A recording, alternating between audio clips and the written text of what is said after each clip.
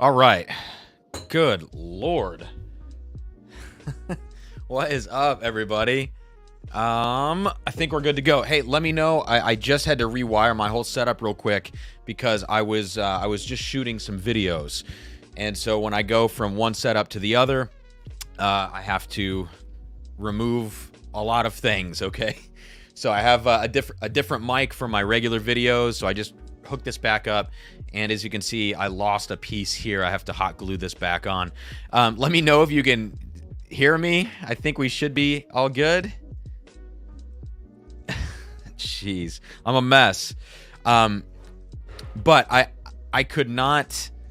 I had to get that video done, what I was just recording. It's my very first blind tasting video for YouTube. It's a video that's not going to be like, it's not a blind flight here on a live stream. It's actually the very first pre-recorded piece of blind content or whatever. So I got a couple more videos. One's going to drop tomorrow, a 1792 12-year review dropping tomorrow. Michter's 20 is ready to go, so that's going to drop tomorrow's Friday. So either Saturday or Sunday that'll drop. And then this blind video is going to be the next one after that. So keep an eye out for those things, guys. Sorry for the wait on the live stream. I apologize. I'm starting off tonight, as usual, with a little Eagle Rare store pick. So cheers to all of you. Let me know what you're sipping on in the chat. I had to get that blind video done, and it ended up good results. It went very well. So let me say hello to some folks in the chat. Hit that like button. For those of you that are hanging out tonight, we've got a couple of new bottles to check out in the beginning of the stream, and then I've got a blind flight to do. So lots of blind pours today. Let's see. Gary Franchi, what's up, man? We got Travis in the house. The Bardstown is showing up now in Tennessee. Curious on your thoughts. Good, we'll get there. Toshi Bake, good to see you, my man. Jeb says, last second poop, I get it. Oh, basically. No. Dunny, what is up, man? Matt Strobel says, I'm here for the giveaways. Well, I'm not going to do a giveaway tonight. I haven't done a giveaway in a long time. Just want to get some content out there, And then we'll get back to the giveaway soon. I promise. I've got a bunch of stuff in the bunker. Not a lot of it that I want to give away, which means that I should give it away if it's good stuff. Roy R, Justin Jenkins, John, Jerry Black, Joe Dickinson, James. How many J's in a row? Good God. What's up, guys? Jeff Perkins. Matt Porter is in the house. Roy is sipping on some Pingree. Evan Williams, 1873 for Joe Dickinson. Top Dog, what's up, man? Ooh, had to pull out my Redwood 14-year port when I saw the promo, one of my all-time faves. I have a sample of the port and a sample of the Cab Sav finish, and I'm looking. They're on a shelf here, but I'd have to rummage through to find them. I may end up doing that if it becomes relevant for this tonight. Matt said, I'm kidding. Well, what's up, Derek? Mystery sample from a friend this evening. Good to see y'all. Good to see you, my man. I've got a bunch of bottles for you, Derek. I got to freaking get these to you. John Cloud, good to see you, man. DeMarcus, Heaven Hill, Bottled on Bond. I'm just kidding. I know it's a typo, DeMarcus. Bottled and Bond, Heaven Hill. 7-year, right?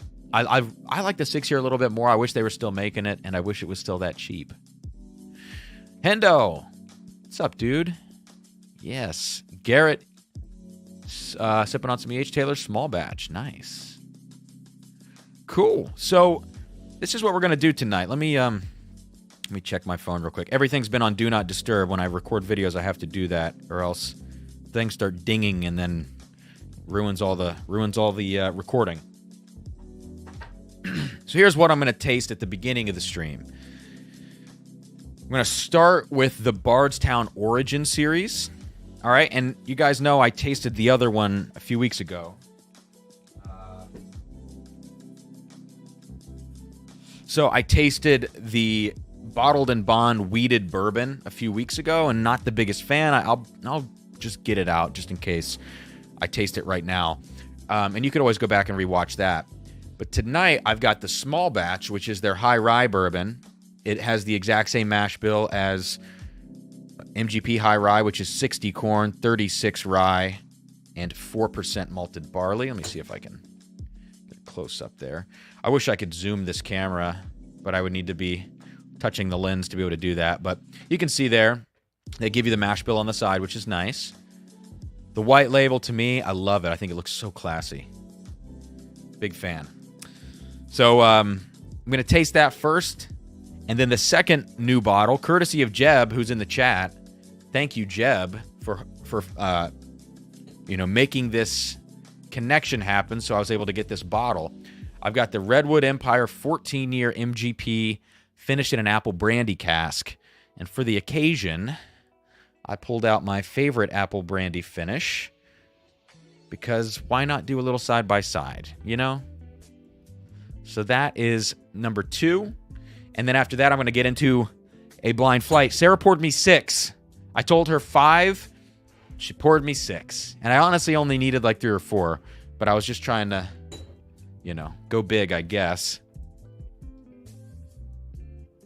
This thing over here, there's like a black plate that usually gets glued onto it. Jesus.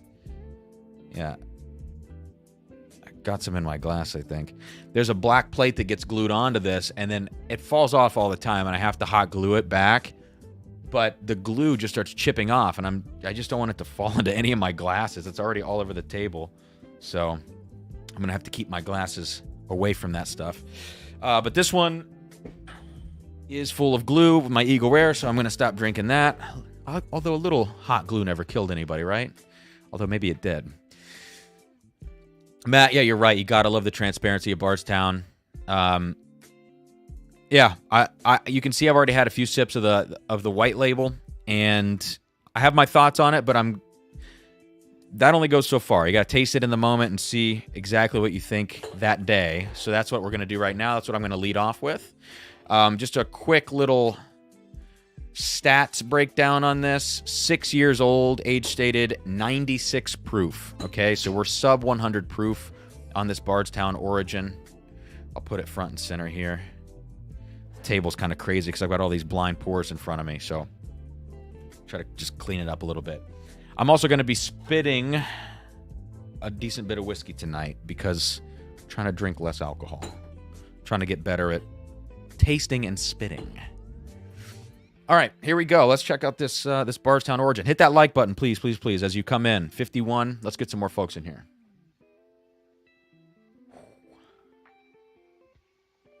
I like this on the nose.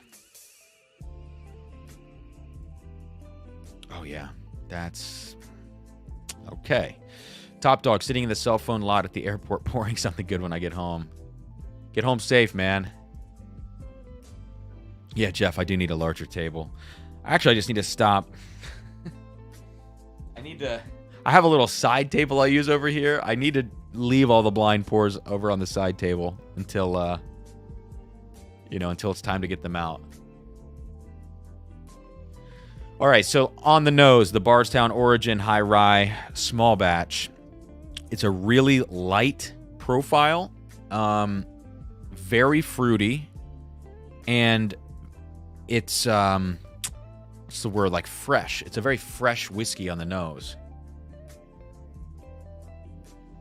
It actually, I know this is maybe the power of suggestion, but it shares that mash bill, the 36% rye mash bill with MGP. It kind of reminds me of that mash bill from MGP. I mean, I know the grains that they're sourcing, like these might be different grains. I have no idea any of that part of this, but the profile is very similar. Yeah. I'm trying to think about what the notes would be here. There's a lot of honey going on here, but it's not honey forward. The most prominent note are light fruits, like pears, peaches.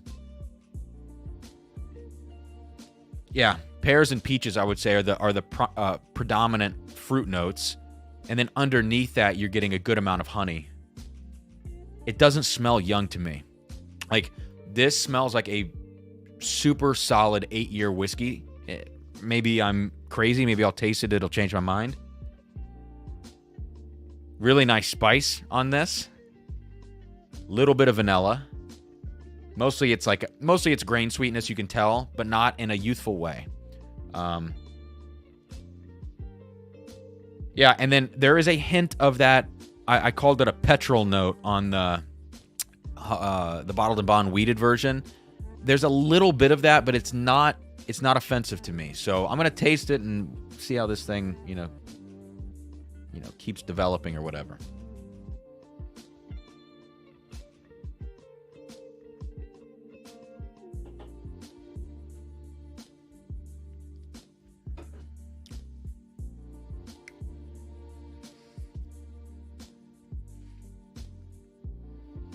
It's really, really nice. It's a really good bourbon. So to me, this is like a tale of two whiskeys with the Bardstown origin stuff so far. I mean, I haven't had the rye yet. 95.5 rye, finished in something like cherry wood, toasted barrels. Haven't had that, but this is really, really good. And the price point on it, I think, is like $45 all day. This is the new daily sipper. I'm telling you what, that first sip, it's good. It's not like, no, you're not drinking a 12-year Heaven Hill product. Don't expect that. But in terms of the most solid entry to market, self-produced thing, this is it. I dig it.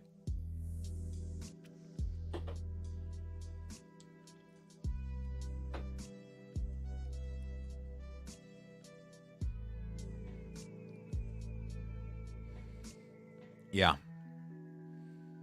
It's like gold apples, pears, peaches, a little cocoa powder in that, white pepper spice, and the spice continues to ramp up on the palate. It's not a one and done type thing. There are layers to the finish here. That's great. It's really, really great. I'm gonna do a quick comparison to the weeded version, just to kind of make sure I'm not crazy here. Dustin. Cam, do you think spitting hinders your ability to break down the finish? Yeah, I do think so. I think, here's what I'll say about it. I think if you're going to spit everything in a sitting, then your point of reference for everything is the same. If you swallow some of the whiskey and you spit some of the other whiskey, then you're changing that. You can't have that be a variable. I think you have to spit everything in a sitting to really judge it. Or sometimes I'll take a big sip of something, and if I'm going to spit it, I'll swallow just a teeny tiny bit at the end, just to try to get a little bit more of a feel for what the finish is. So that's what I just did with this one. I just swallowed just the smallest little amount after I spit it out. That kind of helps me read the finish. But I do think it's a challenge, and it's something to consider.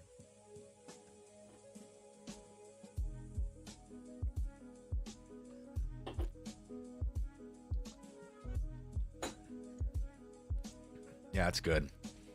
If you guys see this Bardstown Origin white label, that's a buy. That's a buy at 45, which I think is SRP. I think the other one, which I'm about to compare it to, the Bottled and Bond Weeder, I think this is 50 SRP. I want to say this is just slightly more expensive, probably given the extra proof. Okay. Man. Yeah, and I just saw Joe says it. A lot of spice. It is a high rye bourbon, and even though it's only 96 proof, it drinks above that, and that's a good sign. Yes, thank you, Amy. Guys, please hit the like button, please. Helps out the channel so much. I don't ever keep track of them, through the stream, so you guys can let me know where it's at. I'll pull it up here on my other screen and see if I can see what's going on. 30 some likes. Yeah, come on. Let's get it up to 50 or 60 if possible. What's up, Brian? Abandoned Bourbon. Matt, I think I might have that same. I think this does fold up, but I just never I bought this table thinking I would fold it up and set it up for video so I could clear the middle of this room, and that is way too much of a hassle, so I don't do that. So the spare bedroom, which was supposed to be kind of a flexible room that became the whiskey studio, it's just a friggin' whiskey studio now. All right, so now back to the weeded version of this.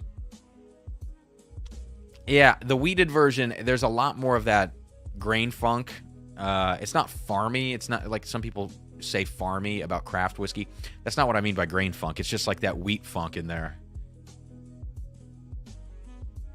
which makes it feel maybe a little bit more chocolatey. And I don't think I would call that chocolatey if I didn't have it in a side-by-side next to something else, which is very spicy and high rye.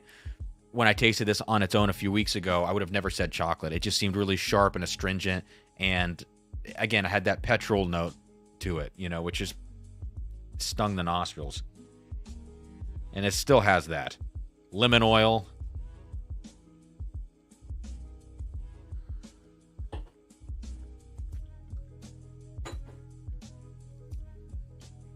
It's just too grainy. I really think the bottled and bond, the weeder, needs another 4 years in the barrel. 3 to 4 years.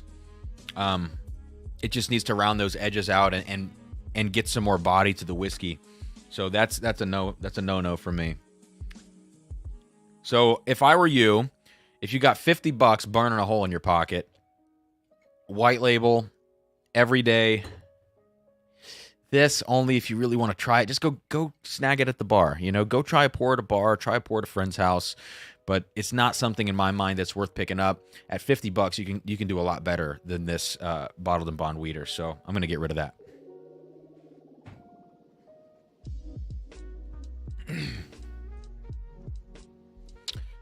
Let's see. Brian says, I think the spice backs off the high rye after it's opened some. Great price, great flavor, but a touch light. Yeah, it's definitely a light profile. But here's the thing, though. The people that are doing barrel picks of stuff at Bardstown, I would imagine, I guess I don't know this for sure. I've seen the rye picks. I've seen other picks that I thought, given the age, were probably from Bardstown Bourbon Company. Like they're 5.5 year stuff. And I was like, that's probably from Bardstown Bourbon Company if everyone's excited about it. If they are doing picks of this mash bill, the 36% rye mash bill, and they're bottling it at barrel strength, I would love to taste that stuff. Because I think this is a whiskey that seemingly ages a little bit faster. I feel like the more rye that you have in a mash bill, the better it does with youth. All the way up to 95.5 rye doing pretty well at 4 years old, you know? So either way,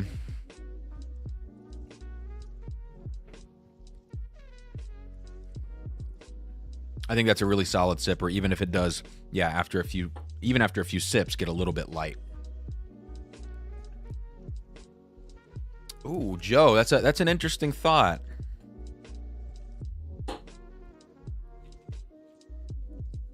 Hang on a sec. Let me catch up in the chat. Hendo, what's the price? I think 45 for the white label and 50 for the weeder. So 45 for the white label. That's not a terrible price in my mind. 50 for the weeder, given what it tastes like, is a terrible price.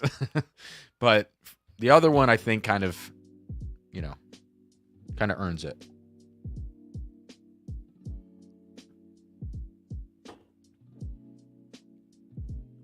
Joe says the bottle and bond is good too, just might be a little overpriced. See, I just don't like the profile, but young weeders, I cannot do young weeders. It's just not my thing. One Mocast, cheers. Oh, I gotta go build Lincoln Logs before I can have a pour. Nice. Amy Baum, what is up? Good to see you here. Derek, yeah. Just the higher the rye, I think the quicker it ages. And I say that like with quotes around it. You know what I mean?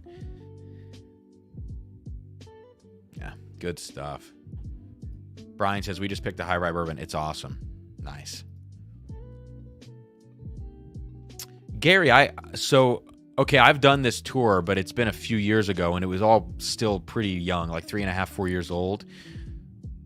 So at the tour, when you're sampling that stuff, are they letting you try the like the 6 year, or are they using like continuously the same age barrels, like younger 3 and 4 year stuff?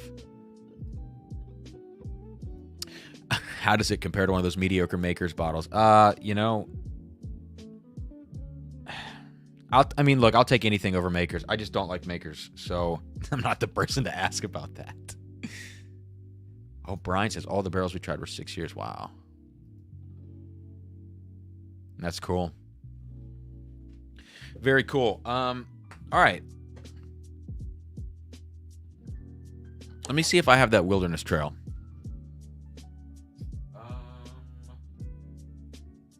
Where is that?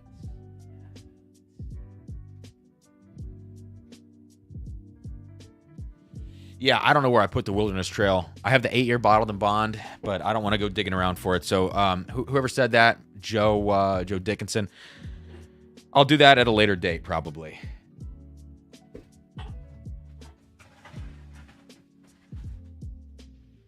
So let's get the Origin out of here. Highly, highly recommend that Bardstown Origin.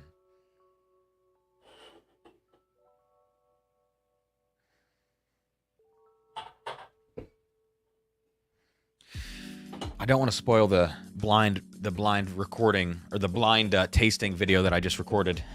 Don't want to spoil it, but I'm still excited about it. And Sarah just got home. She poured those samples and then she left. These samples she poured, and then she poured one extra for the video that I was going to record before I went live. All right, look at that. So we're going to talk about this here in just a second. And I will go ahead and pour out the Bardstown for the comparison. Okay. Got to be careful with this Bardstown. Not much of this left. I have still one backup in my basement, but that's got to last me the rest of my life. Gary says they were all over 5 years at our tasting. That's awesome. Jeez. I'm going to have to go back to Bardstown to taste that stuff. Or just find somebody that's doing a barrel pick of the high rye. All right, so next new bottle, and really the last new bottle before I get to this blind flight.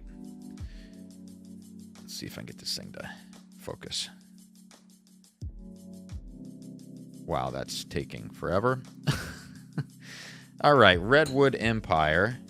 Haystack Needle Double Barrel. 14 years, and I'm going to read it out here on the label. It says mash bill. This is the 21% rye mash bill from MGP. It's 14 years old and then 3 months in an apple brandy cask, which is a 60-gallon French oak barrel, medium toast with a toasted head. All right, so that's what I've got over here on your left. And after I kind of get through this and do a little quick review, I'll compare it to the Bardstown apple brandy finish on your right, which is, I believe, the same mash bill. I believe it's a 21% rye mash bill. And it's 11-year-old MGP, not 14. So Redwood's actually quite a bit older. The reason I have this Redwood Empire is because of Jeb. So Jeb's comments up on the screen. Thank you, Jeb, for dealing with me with this. I was like so uncommunicative about this for a while, just back and forth. I'm sorry, guys. Sometimes I just don't check my messages. So thanks, Jeb. What's up, Roy? Northwest Bourbon. Yes, guys, please hit that like button. So let's check this Redwood Empire apple brandy finish out on the nose. Oh, yeah, and like this was an online bottle. I believe you were allowed to order it online, but I think it sold out like immediately. And it was, I don't know, guys, let me, correct me if I'm wrong. I want to say it was like $150. Does that sound right? Ooh. It's nice. Jeb. Not putting that on the screen. Wow, this is a funky whiskey. You can tell it's MGP, but it smells like MGP in a musty basement. It's got this like real damp mustiness to the bourbon, and it's just making it come off like kind of dusty in a way. It's got a note that you would be like, if you smelled this particular note in here, this mustiness, and you're in a blind flight, I would be like, maybe that's a dusty, you know? Otherwise, it's just like so much rich apple cinnamon. Yeah, that's nice.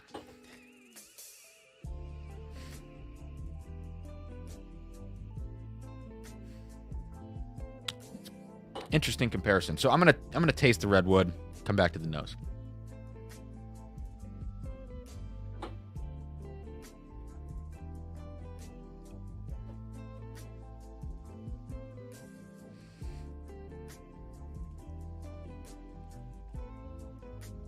Oh, wow. I like that. I like that a lot. It's not the most refined whiskey. And I remember this, you know, from the previous Redwood Empire Haystack Needles, the Cabernet finish and the port finish. I remember those also not being super refined. One of them was like way over finished. Actually, they both might have been over finished, but one I liked more than the other for sure.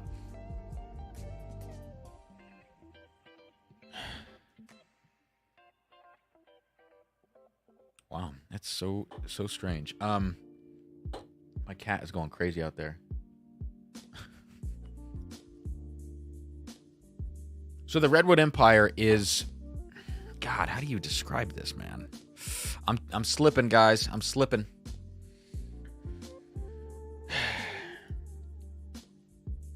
Glad you enjoy. I feel responsible even though I didn't make it. What's up, Tim Evans? I'm trying to figure out how to describe the difference between the Redwood and the Bardstown apple brandy. I think I like the Bardstown on the nose better. The Redwood Empire is actually darker overall. Like, just the profile's darker, but it's more closed off. Like, that's what I would say about it, is it almost feels like this needs a substantial amount of air or maybe a couple drops of water to really open it up. It feels closed off and maybe too spicy because of that. It's not like it's overbearingly spicy on the palate. I just mean it's not like the fruit notes are jumping out of the glass, whereas the Bardstown is so fragrant, you know? It's actually a little bit more floral, the Bardstown, along with an espresso note and just like actually some darker fruits going on from the base MGP bourbon. I feel like I'm getting more plum and grape notes, whereas the Redwood Empire, even though it's older, it's got more of a musty oak quality to it, but it's not as fresh and juicy. So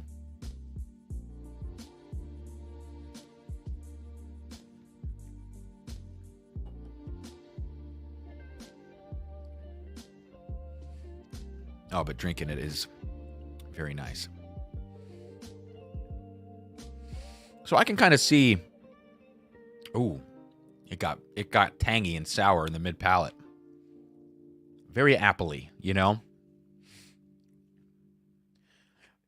I think I can see why the Redwood Empire apple brandy is not moving for like a ton of money on secondary, though. Like, this bottle goes for about $300, and typically MGP of this age, you know, it moves for quite a bit of money. And this one wasn't like, people weren't going crazy trying to find it, and I thought that was kind of peculiar. And it's just a little bit rough around the edges, I think. You know, it's not as balanced as you might hope or whatever, but what's there I do like.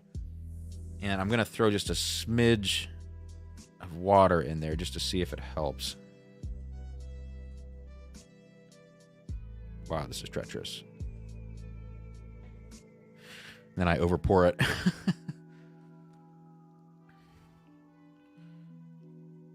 Jeb says it needs air. Mine has been open since release. World's different. I also had a couple drops, makes it richer. And yeah, and guys, this arrived like 2 hours ago. It has had a chance to warm up completely, but yeah. Stephen Hill, what's up? Cheers to you. And Tim says Copper and King's apple brandy is the difference. Okay. And you can tell the apple brandy finish just how different they are between the two bottles here.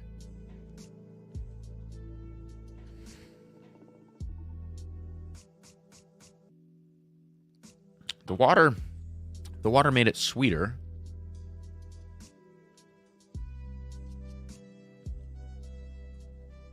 But it was a little too much water. It's good. It's really good. It's nothing I would freak out about trying to get a backup of. And I think I would take the Bardstown over it for sure. But it's really, really solid stuff. Jeffrey Wack. Hey, man. Joe Dickinson, how does it compare to Matt's Friggin' Apples? That's not going to be a fair comparison. Matt's Friggin' Apples is a very interesting bottle, you know, and someone had said it tasted kind of like Dickel, and I can see that. It's just got this texture, this graininess, or granularity. Is that a word? I don't know. And when it hits your palate, Matt's does, and that's why people think, or whoever said it, I can't remember who said it. Someone said it tastes like Dickel, and I could see that in a blind, how that might be the case. So that's a strange combination of things, especially for an MGP bourbon like that. But yeah, I wouldn't compare it to something that's over twice its age.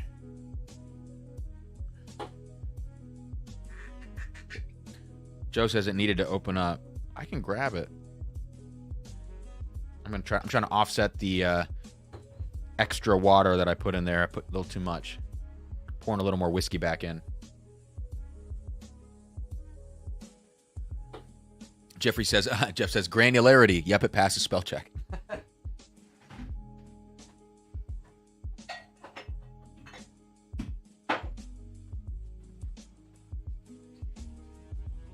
All right, friggin' apples.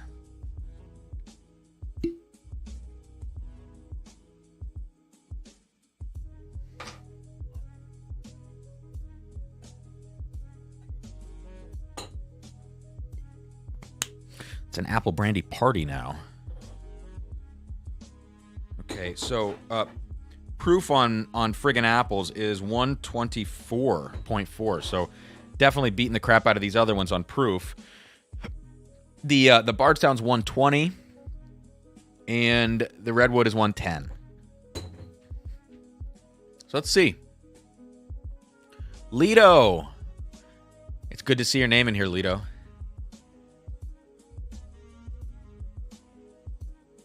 Crazy. So Matt's let's see, friggin' apples. Matt, was any of this toasted for friggin' apples? There's like a savory note to it right now. Smells like bacon.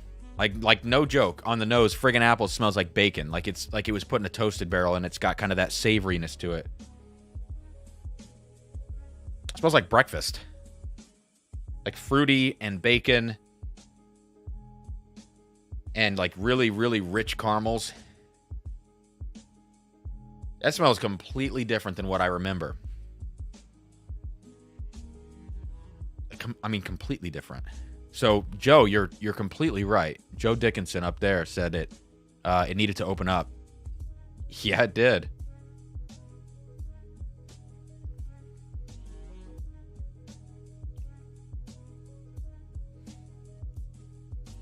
The palate still kind of has that granularity. Just a little bit of it. So, friggin' apples is very, very interesting. And I can't wait. Matt actually said something up here. The double oaked apple is a lot better. I can't wait for this to drop. I cannot wait to get one of those and try it. Aiden, Redwood, these nuts. Oh, Jeff, feel better, man.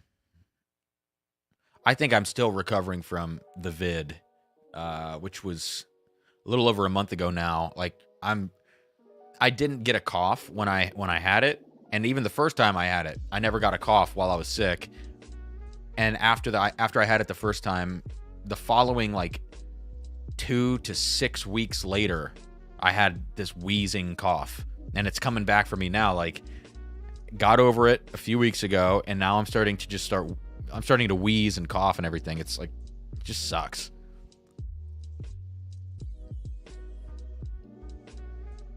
Yeah, Jeb, friggin' bacon. It's kind of a crazy note, Jeb.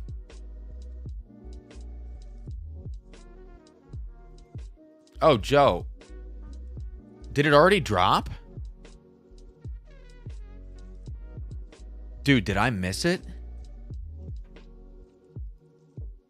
Matt, did your toasted apple pick already drop? I've been kind of like lax with checking Patreon stuff. Oh, I hope I did not miss that. I try to buy all of Matt's picks if I can.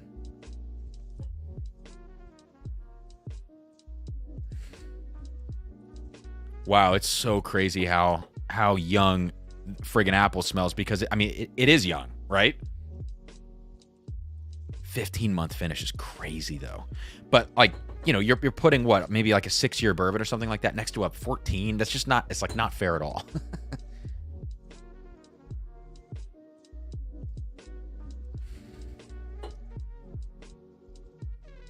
It's got a little something green about it too, and I think young MGP gets a little bit of that greenness, especially the 36 rye mash bill, which I'm not sure which one that is.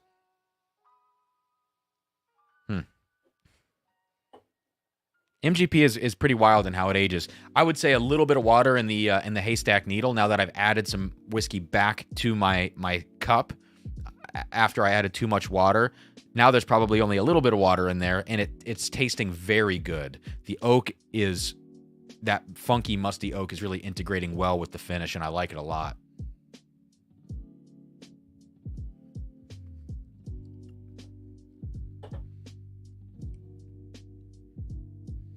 So this one's a 21% rye, says Matt. I would not have guessed that. Cool. I can't wait for the new one. And I'm glad I didn't miss it. Okay. So let's get this out of here. This is going to be a cool bottle to kind of explore as I drink it down and as it starts to open up. Mess around with some water. So Jeb, thank you again.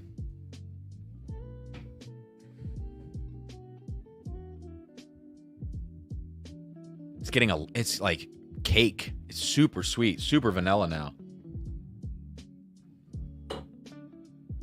I like it.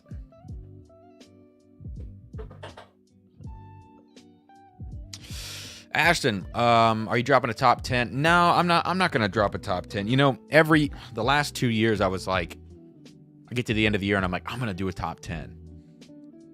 And I think this year there would have been a much higher chance that I would have done something like that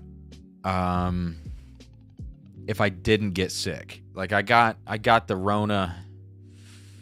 It's like the 19th of December, and that's right around the time I was like, all right, I should start thinking about doing this video. Got sick, and at this point, like how many days are we? We're almost a month into 2023. Like it's irrelevant now in my mind. A lot of things like that happen with me where I'm like, I want to record this video or whatever, and then the time passes and it's like, shit. And maybe that's something I need to work on and not be so stingy about. I do have a video that I'm going to release that is going to be my top 10 bourbons that I own. So not samples that I have, because I have some just unbelievable samples. One of those is yours, Ashton. But a video of the top 10 bottles that I have in my collection, bourbons only. So that, I haven't shot it yet, but I think I have 4 videos in the can right now. And that is not the next one I'm going to shoot, but I have one, and then I'm going to shoot that. Sandeep, what is up? Oh, you're not late. I was late. Jeez, I was 20 minutes late. James says we would still love to see a top 10 still relevant. Yeah, if I did a top 10, it would not be like a blind taste off. It would just be, here are the 10 things that I thought were cool. So maybe instead of doing a top 10, I did, like, when I first started the channel, I called it like the Whiskey Awards and something like that. I would do maybe something along those lines where it's like most disappointing, you know, most promise of a new brand, best craft, you know, my top 3 picks of bourbon, like whatever that is. Maybe I'll do something along those lines. Like a top 10 is really hard to make because I don't, like, if you're not tasting the best stuff in the year, like how can you make a top 10? I wrestle with that issue a lot. Matt does it to where he only owns the bottles.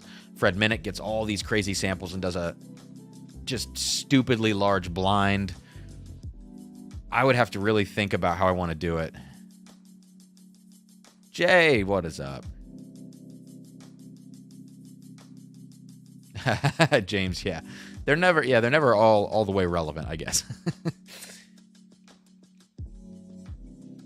Yeah, when Jeb sent me this, where's it at? When Jeb sent me this Redwood, and I got it in the mail today, it said it was from Premier Triangle Solutions on the shipping label. I thought that was pretty funny. Yeah, Amy, hey, so if any patrons are in here, guys, we're doing a Patreon-only live stream tomorrow night, 7 p.m. Eastern Time, because I'm trying to miss... What's tomorrow night? Tomorrow's a Friday night. I was just trying to get in before people start going live. I think Trev goes live at 8. I can't remember. It's either 8 or 9. I want to say it's 8. I think that's why I did 7. So I'm going to go live from 7 to 8 on the Patreon.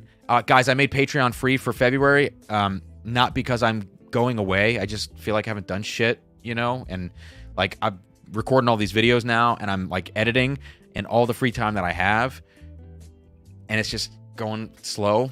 And I'm trying to get a backlog of videos so I can just start releasing and stay ahead of things, finally. But I just don't feel right charging for Patreon next month. So I just made Patreon free today, I think. So for you patrons out there, you're not going to be charged on February 1st.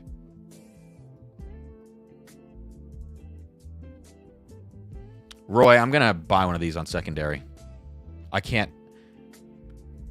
There are some bottles I look at and I go, I don't know if I can live without that bottle. I don't know when I'm going to open it, but I don't know if I can live without it. Heaven Hill 17 is one of them. And I'm going to tell you what, I think the best bottle I've ever tasted is George T. Stagg 2009. And this guy is thinking about spending way too much money to get one of those.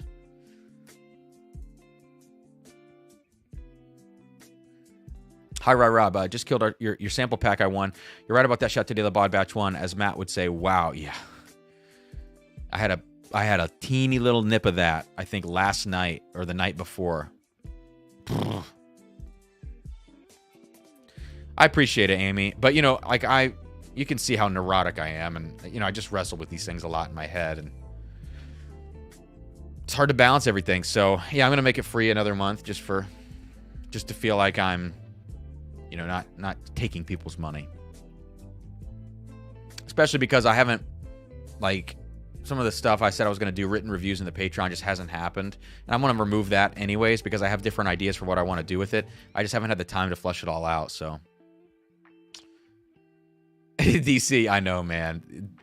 William LaRue Wellers are, to me, man, they're really, really good. But the secondary price, when I look at other things at that price, I think other things are more worth it to me than William LaRue's if you're going to talk $1,800, you know? Not that that's a small amount of money. Like, that's a crazy amount of money for a bottle. But for, like, a once-in-a-lifetime kind of bottle like that, I think William LaRue, to me, should be around the price of George T. Stagg, which is like $900, $1,000, you know? Here I am dictating prices as if that matters. Dunny, $950 to $1,050 for the Heaven Hill 17. Yeah, Roy.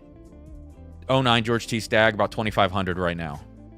And it's like bucket list, dude. Top 10 I found this year is always cool, showing varying distribution. That's interesting. But unfortunately, Derek, like, I didn't find any of them. I just went to secondary because I just don't go find anything anymore. Okay, I need to move on. You're just going to get into it. Someone's going to come on here. Someone's going to jump into the live chat and just start saying a bunch of crap about, stop talking about secondary prices, you know? I get that. I used to get that all the time. After I talk secondary, people in the comments saying nasty shit. It's like, look, dude. Unfortunately, it's the reality of the world. You can cry about not having the bottle. You can go hunt it for 2 years and waste a lot of time, or you can just shell out the money. And any of those options are fine. And I don't blame anybody for any of those options, especially living in Ohio.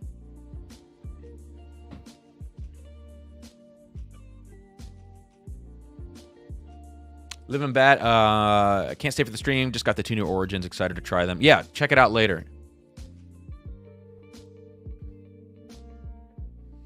Yeah, Daniel. That's my hang up about it. Oh, also, Daniel. I got to get back to you, dude. Sorry.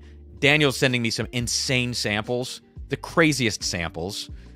And I am so pumped about... I can't wait, dude. So, thank you. And I saw one of the pictures you posted in your story when you were in Napa, I think. Beautiful picture. I have never been there. It looked incredible.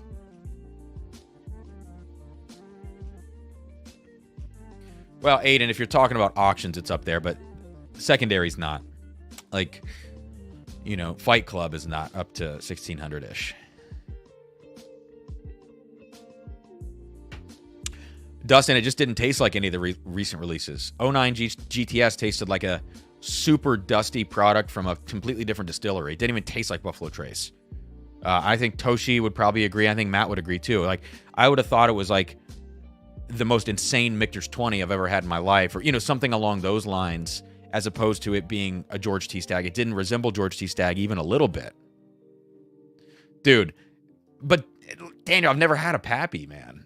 And William LaRue, I've only ever had the chance to try 3 William LaRues now. 3 samples, 2 different variations, because I've had 2016 now twice, somehow.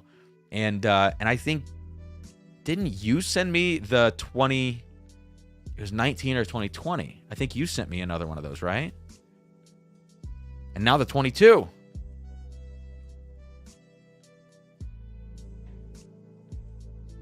Cheers, Aiden.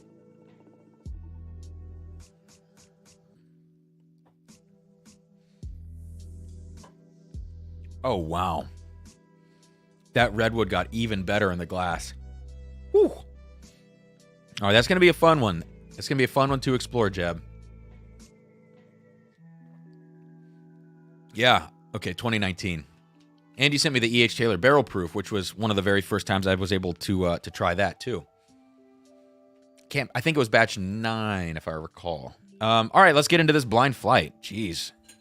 Just yapping away. Gotta clear off all the hot glue off this table from this freaking thing.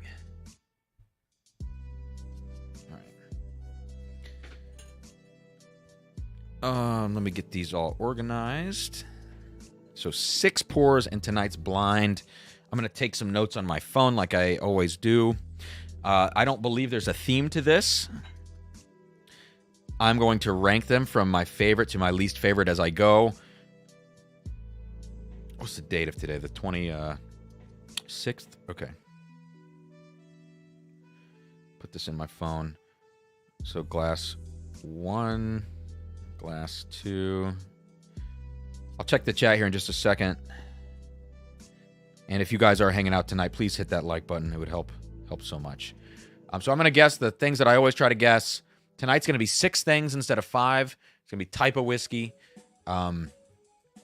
age proof, finished or not, and then if it is finished, what I think the finish is. That's the kind of newer one that I forget sometimes. Then distillery, and then bottle guess. So I'm going to try to guess 6 things for each of these glasses.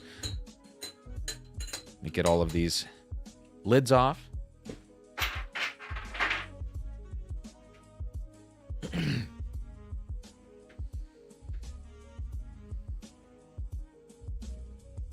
Toshi, that's hilarious, man. Joe got a Heaven Hill for $8.75. Yeah, that's a good price. I mean, all things considered, you know. Also, if you guys head out and go to other streams and stuff, please hit the like button on your way out. If you hung out at any point, thank you so much. If you jump back and forth, I appreciate that as well. Got to support everybody on WhiskeyTube, but I appreciate you supporting me as much or as little as you possibly can. It's amazing, regardless. So, Ashley, I'm not tried the 22, man. And I don't know. I don't think Daniel. I think Daniel's sending me the WLW and Pappy 15, and I don't think the George T. Stagg.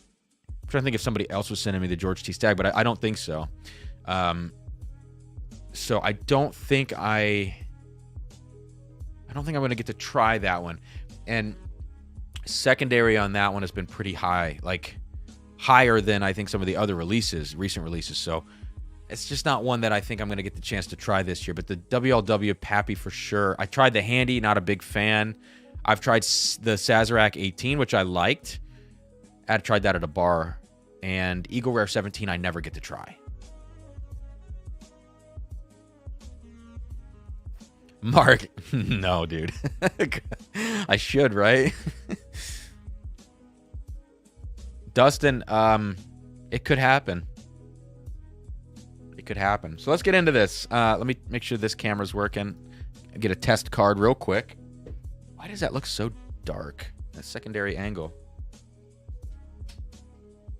That looks really, really dark to me. What do you guys think? I don't know.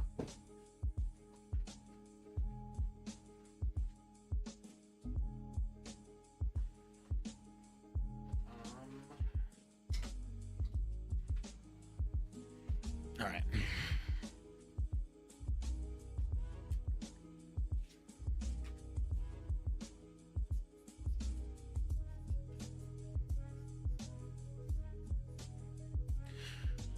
Matt Madness is coming up. I've got a train, and that's what this blind flight is all about. Also, I just love doing blind flights. So let's check in on this. Okay. I'll just leave this. I'll leave this here for now. See if I can get it to focus. Man, this camera's having a hard time. There. So I'm going to leave that there until I have to get to that glass, which I think is like glass number 3.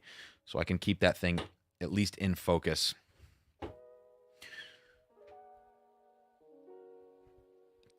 Peter, yeah, I like SAS 18 more, at least the most recent one that I had. Oh, Daniel, dude, you don't need to work on the GTS. Come on. I owe you so much money anyways, and you won't. You should let me pay you for this stuff, man. Seriously, I feel terrible about it. You do not need to work on that. All right, let's do this blind. Glass 1. Let me get this. You guys can see that I am not. Let's see. Add to stream. I'm going to turn my head. Put the card up here. Hang on. I got to turn back. I got to make this solo. There we go. This is what's in glass number 1.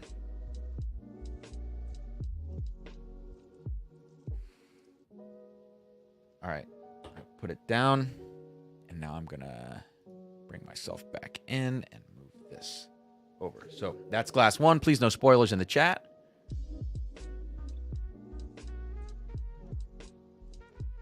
Pretty spicy. Pretty spicy glass number 1. Kind of grain forward. Toshi says, I can't get you a sample of that GTS. Sam got some left. I can. Okay. I was like, oh man. That was like a kind of like a tease, I guess. Hey man, I can't get that for you. Jeff, I know I'm so excited for Matt Madness. All right. Glass 1, a little alcoholic, like a little sharp. Could possibly be finished, actually. Very grain forward. Possibly young MGP. So like off the nose, it smells like at best 6 years. Well, there's something in the background that makes me think maybe it could have a little more age than that. But like first impression, which I think you should always go with on these whiskeys, is it's young. It's a little hot, like 120 proof. Could be finished because there's this almost artificial berry or grape note to it. And it has the hallmarks of that young MGP kind of grain.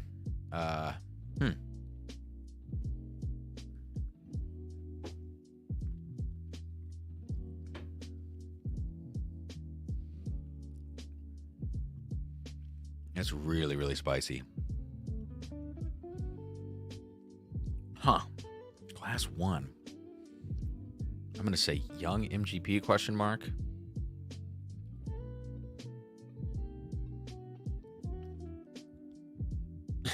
Toshi, I can't type.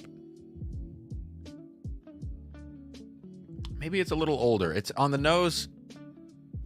Oh, Daniel, good call. My rare breed's in the basement. I'm not going to run down and get it. I forgot.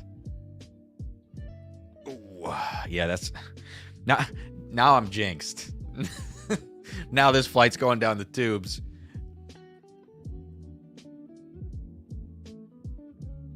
Kind of a little... Yeah, so on some of these... Wait a second. No way. This isn't the friggin' apples. And there's some of the same exact notes from the friggin' apples, like the young MGP, that grain note. It's finished. It seemed a little artificial, possibly, on the finish. I don't know. Maybe.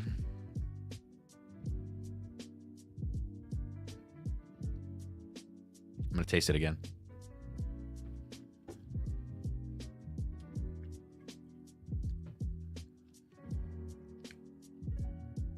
That's really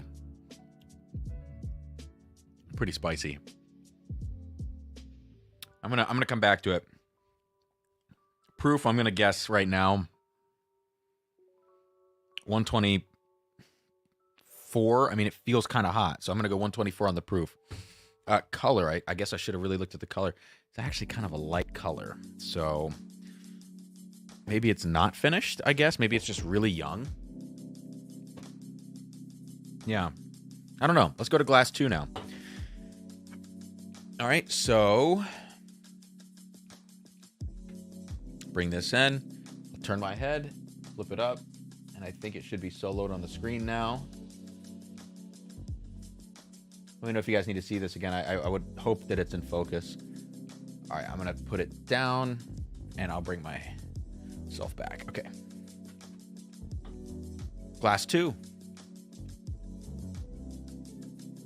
That smells way different, and I would have imagined that would have a darker color.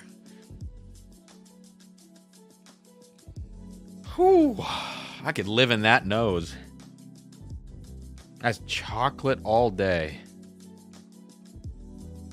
That's like those chocolates with like dark cherry or dark raspberry filling.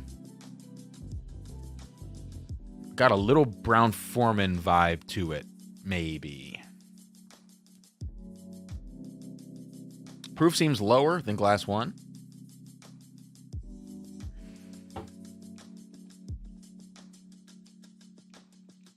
A teeny bit of a rubbery note on glass 2, but it's not enough for me to not like it, which is, you got to get to that Sagamore Double Oak. You got to get to that Michter's Barrel Strength, you know, some of those ryes.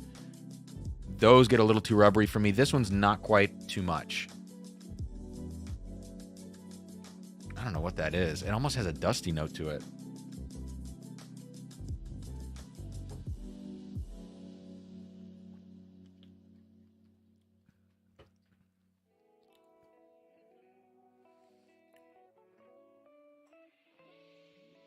It didn't taste how I expected it to taste.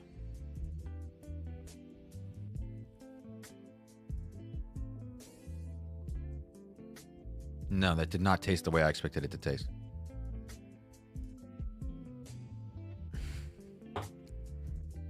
It tasted the same as glass 1, kinda.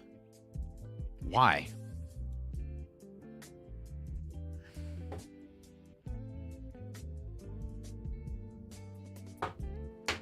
What's going on here? Huh. I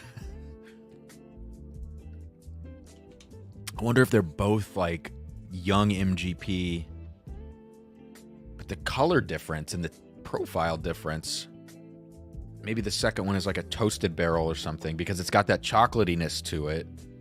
And I said it was slightly rubbery, so that's going to lead me towards the toasted barrel. Huh. Glass 2. Toasted question mark? Young MGP question mark? The nose didn't smell hot, but tasted kind of hot.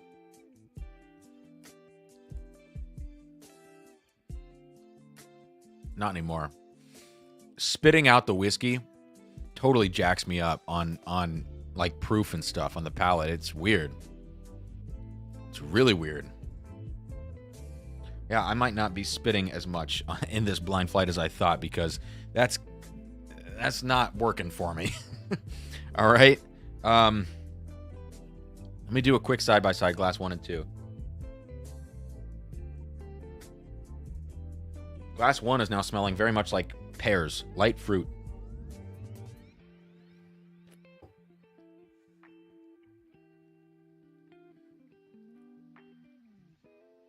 This is going to be a hard flight.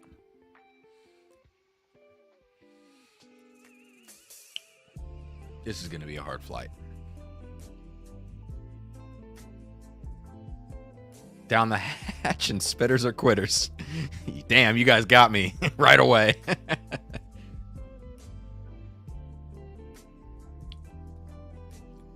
God, I'm going to have to come back around to those two because I feel like I totally screwed them up from spitting them out. It's not at all working for me. God dang, that stinks. My nose can, like, I feel like my nose can really identify a lot of stuff, and then when I get it on the palate and it flips it around like that for me, it makes me second guess what I was smelling. So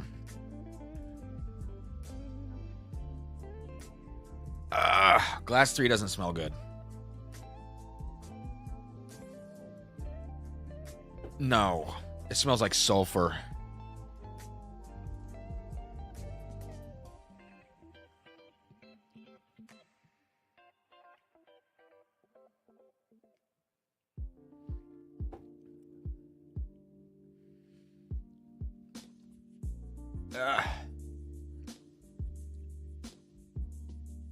What is that? I do not like that. Maybe the second sip on that will be better once you get used to the sulfur note. All right, Jeb, if you're still here, man, well, you are. You just said spitters or quitters. Jeb, I had my first sulfured wine 2 nights ago, and it was like I had looked up reviews for this wine, and people really liked it. It was a 2016 Chilean cab, and you know, the notes they were talking about, I could see what they were saying, but the minute that I smelled it, it was like, guys, this smells like a go-kart track or like you're on a roller coaster, you know, just the smells of burning rubber. And I didn't realize that that a fault in wine can be that it's sulfured. I had no idea. So I looked it up and I was like, oh shit, this is actually a real thing. I'm not crazy. No, let me show the card for 3. Sorry guys. So before I show this, whenever I'm talking about stuff that's sulfured, I have to think sherry cask finish, right? Or some sort of cask finish where it could get sulfured like that, or like a Madeira finish or something. Yeah, that's a clear sulfur note to me. All right, I'm gonna get this up for you. Okay, I'm gonna turn my. Hang on, is the test card not in focus? Come on. What's going on? My second camera is kind of not behaving today. My cameras have both been having issues though with focus. All right, now I can get this here and I'll flip my head around. Okay, there we go. This is glass 3. All right, 3, 2, 1, down, and I'm back now. Okay. Now when I look at the color of this, it's cloudy. Pretty darn cloudy, actually. And it's a kind of a darker red color, which is leading me to believe something finished about it.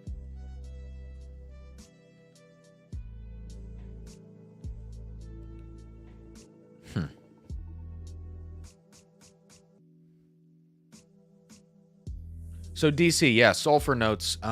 These sulfur notes are actually pretty common in Scotch with using sherry casks. If they're not, the casks, God, I can't remember the whole spiel about why it happens. And there's like some crazy stuff about how to unsulfur casks that involves, I think, like burning a candle or something. Like, I remember reading about this a few years ago, but a lot of casks with sherried Scotch are sulfured, and like I have an Auchentoshan 3-wood that is so sulfur heavy that I can't drink it. And I've had a couple single casks that are sherry finished that you almost can't even drink them, you know, because there's so much sulfur there. Sulfur, yeah, it.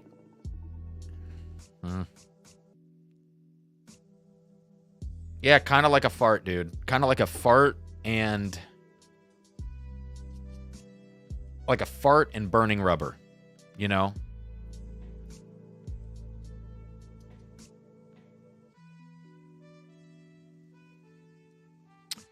Okay. Like a burnt match, says Matt. Yeah, that's it. That's really it. It's weird.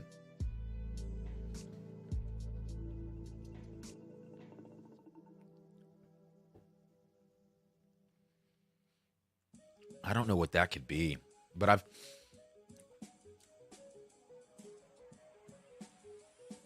yeah, that note is just, that's not good. It tastes to me like a finished bourbon. The finish, maybe a sherry cask finish, you know? Like it could be, like I'm trying to think of what I would even have in my house, like out of what's here in this room and what's in my basement, that this could possibly be with a profile like that. Like a Starlight pick, you know, I've got a bunch of Starlight picks. I guess it could be a Starlight pick. I don't even remember which finishes I have anymore of those. It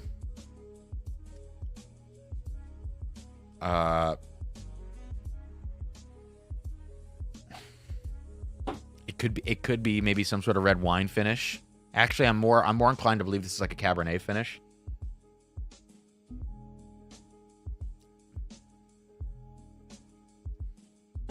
Although I don't know if you get sulfured casks with Cabernet finish stuff. If you guys know in the chat, please let me know.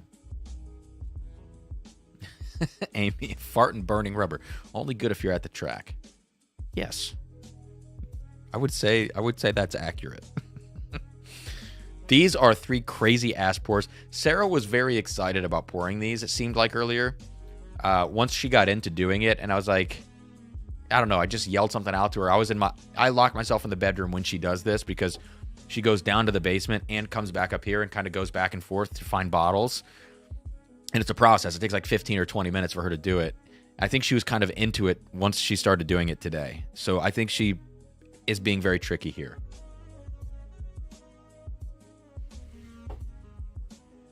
These are all crazy. Glass number 2 smells like s'mores now. Glass 2 smells exactly like s'mores. And I said it had that little rubbery, like that has to be a toasted bourbon or a double oaked or something. Glass 1 still super bright. Honey, pear.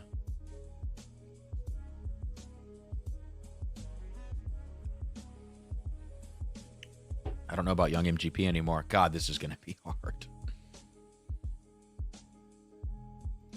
Jeb, and that's the thing that was so crazy is that Sarah sat with that wine, the sulfured wine, all night. She had 1 glass of wine. She's been so good about. She doesn't even really need to cut back, but she's cutting back even more than she doesn't need to because she's just responsible AF. And she sat with 1 glass of that cab all night. By the end of the night, it really wasn't that sulfury. Like, and she said it got way better after it opened for a while. And then when I looked up like sulfur wine, like I was trying to figure out what this was, and I saw that it was a flaw. They said part of the thing with it is that if you just let the wine, if you decant the wine for quite a bit of time, that sulfur note is going to dissipate, which I thought was interesting. And so I feel like between the two of us, we nailed it, you know?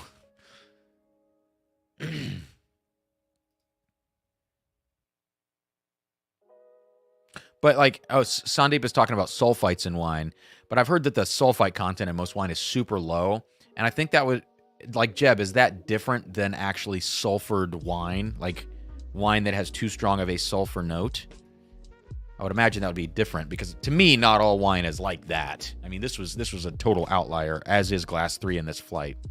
So, all right, I got to get to Glass 4. I have like no real answers for this shit, honestly.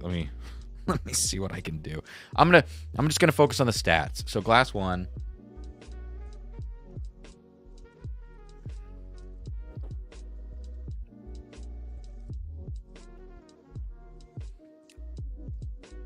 It's starting to taste a little older.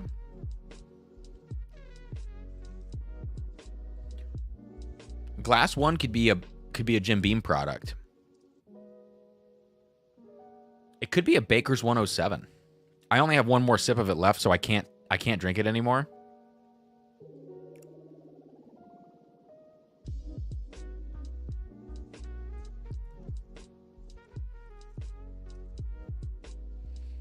man, that it's either like a turkey, it's either like a rare breed. It's either a rare breed or a, what did I just say? Baker's 107 on glass 1 in my mind. It's a big proof difference. And earlier I thought it was hot. So hot makes me tend to think rare breed. So I'll come back to that and figure it out. Adam, I do notice, well, if I'm drinking wine, I drink less whiskey, you know? One thing that's interesting is when I move from wine to whiskey in a night, I actually am really, really sharp on whiskey after I've been drinking wine. Maybe it's because it's such a big difference between the two.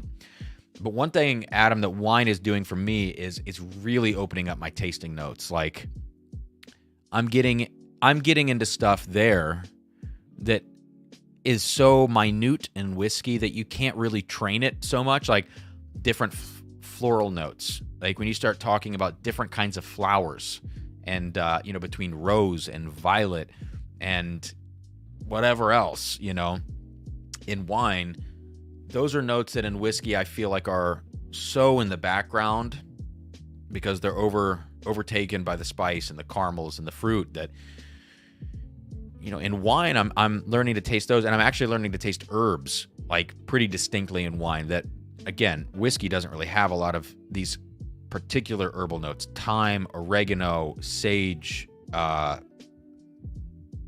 bay leaf, stuff like that I never thought I would be able to taste those things, honestly. So I think it's making it better in some ways, but in other ways, it's like, yeah, you're a little less practiced in whiskey unless you just, like, I don't want to be drinking all the time. And with wine, I've been really focused on spitting wine. I even bought this little fancy thing, this little spittoon mug, just to try to, like, have, make sure I'm spitting it so that I'm not drinking too much. All right. Guys, glass 2 is freaking s'mores.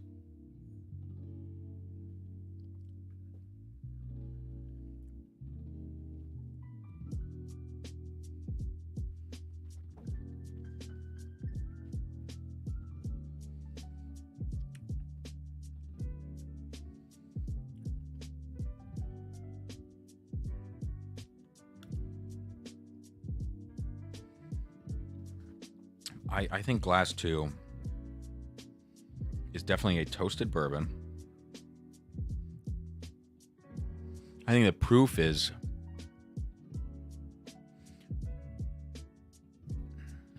I'm going to say 125.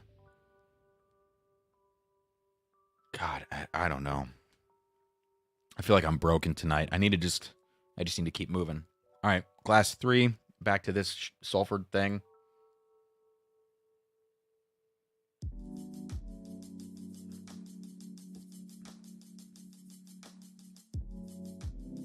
It's just not good.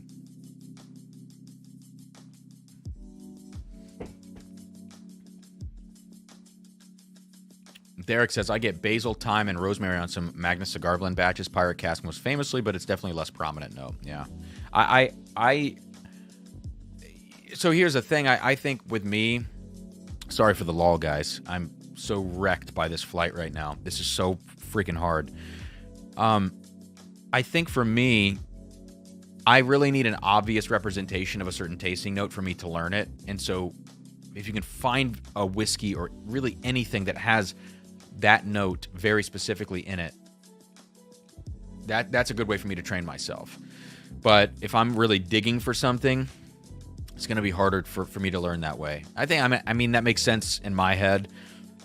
And the whole idea of like going and just smelling a handful of thyme or rosemary or basil, okay, yes, but you need to learn that note in the context of whiskey or in the context of wine. Because look, when you get blackberry in a wine, that's going to be way different than the blackberry that you get on whiskey. I believe you're dealing with a higher alcohol content or just a wildly different alcohol content from one to the other. So the note presents differently, I think. Just the same as, like, you know, when I'm tasting Armagnac and I'm getting spiced orange or clove or espresso notes, which I've got an Armagnac back there that's got good espresso on the finish. It just presents differently than it does even in bourbon, which they're both distilled spirits.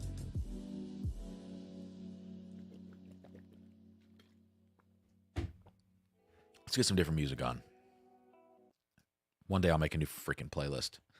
I was going through Epidemic Sound today trying to find a bunch of new music for videos. I just can't find anything that I like. I just can't. And then I found one. I was like, ooh, I really like this. And I was like, why do I know this tune? It's Bourbon Junkies use it. It's like, oh, of course. That happens a lot. Like, I find channels using other channel stuff, and nobody lays claim to these songs, but you see that happen sometimes, and it's kind of funny. All right, let's go to glass 4. So let's see if the test card, it's not in focus. So let's see here. Now it is. So we're going to go to glass 4 now. Okay.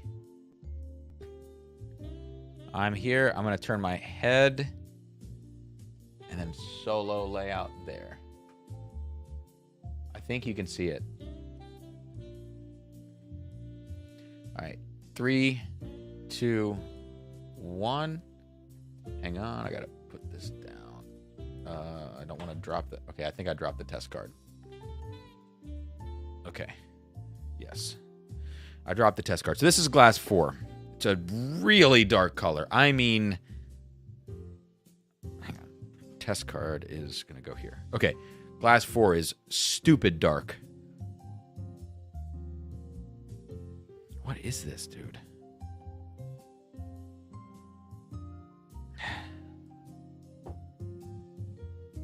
It makes glass 3 not smell like sulfur because it's so sulfury.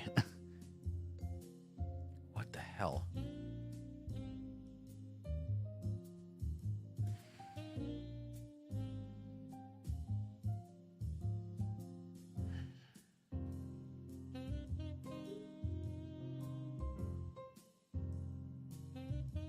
What would that be?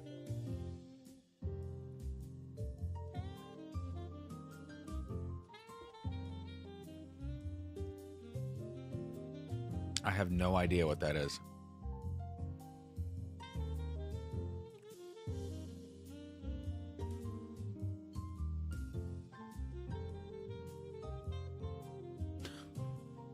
I have no idea what the hell that is. I don't think I could even name you the state of distillation on that.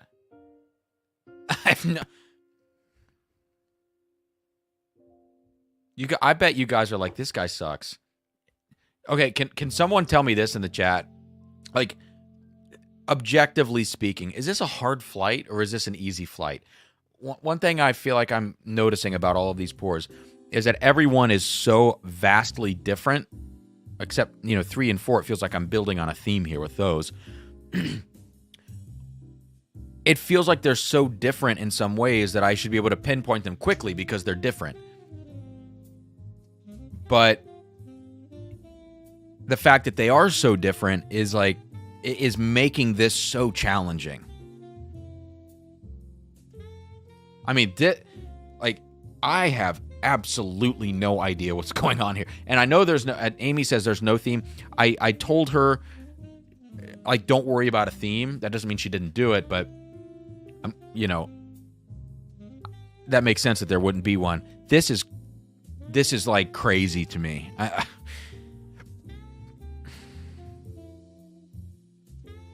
Yeah, this is I'm just like looking around the room going, what? I think she took a lot of the stuff from the basement, which are bottles that I don't touch.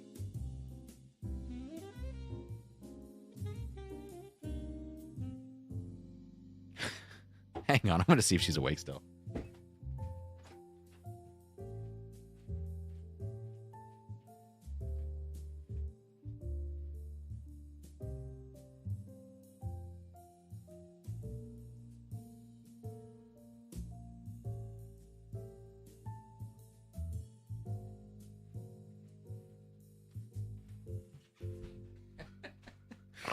She's asleep. And I just tapped on her shoulder and she goes, mm-hmm. I was like, this flight is really hard. She goes, mm-hmm. She goes, you got this. I don't know if I got this. What, like glass 4, I really like. I really like it. I also really don't like it.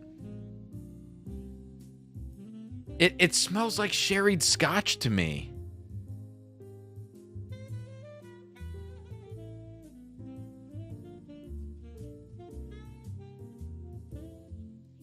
I guess I don't. Maybe she put scotch in this flight.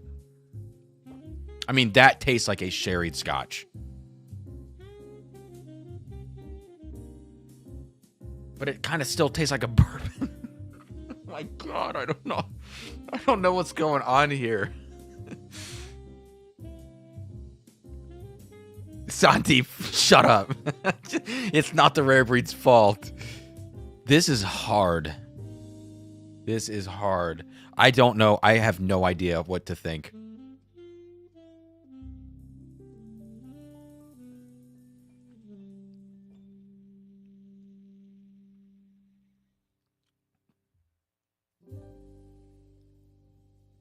What is glass 4, man?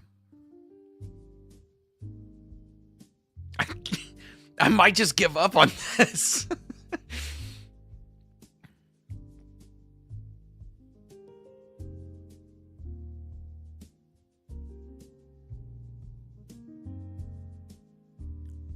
It's so dark, though. I mean, glass 4 is either ultra finished or like a scotch or a Texas whiskey or what else would be that? Or a dusty. I mean, like dusties are this dark, you know?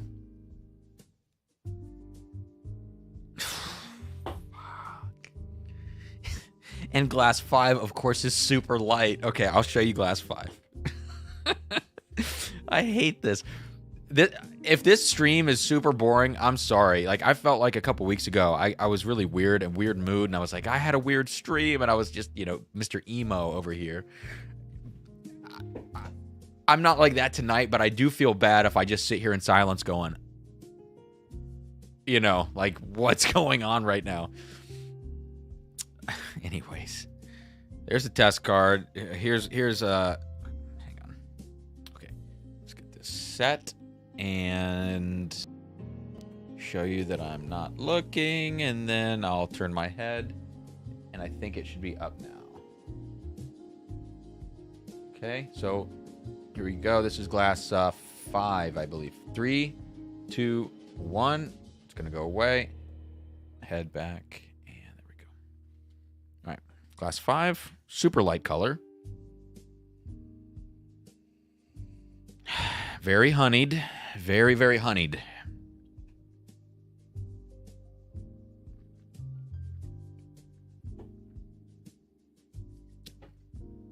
Oh, yeah, that's super light. She's killing me. She's doing this on purpose. This is so on purpose.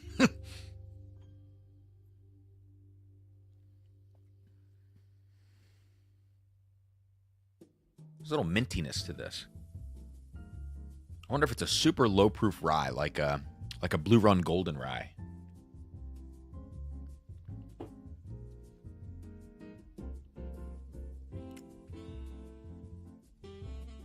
Wow, it's almost just water to me.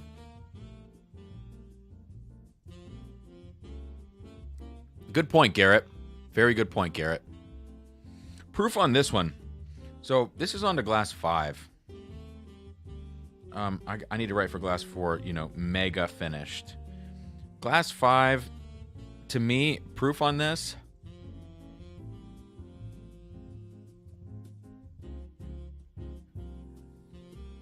I think that's 80 proof, legitimately.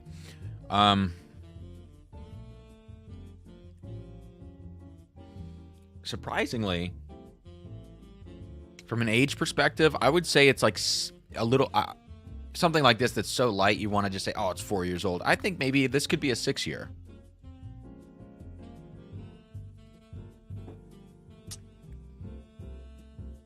I'll call that a 6-year.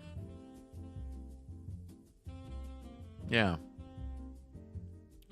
You know, it's so watered down that it'd be even hard to pinpoint what the distillery is because it just loses all of its character at this proof. Part of me wants to say it's turkey.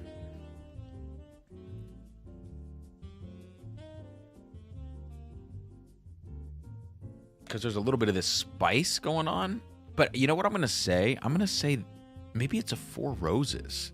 Maybe it's like a really low-end Four Roses product, like a small batch. I have the yellow label. I don't know that I've ever actually taken a sip of it. That could be like a really low-end Four Roses because I'm getting a little bit of this spice going on. Something about it smells familiar, though.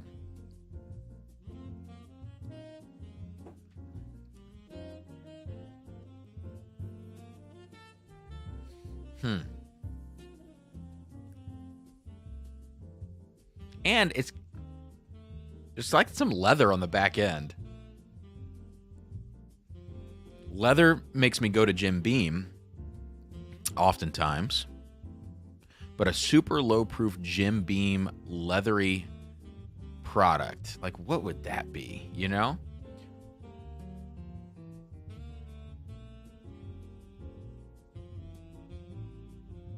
Now it's really starting to show some age on it. So that's interesting. Very low proof, but with some amount of age. And the distillery is indistinct. I think it's a bourbon. I thought for a second it could have been a low proof rye because of that mint.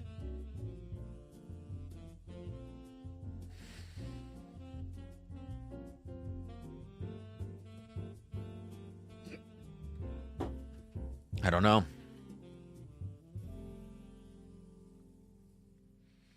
Yeah, the soy sauce. You guys remember the soy sauce, of course.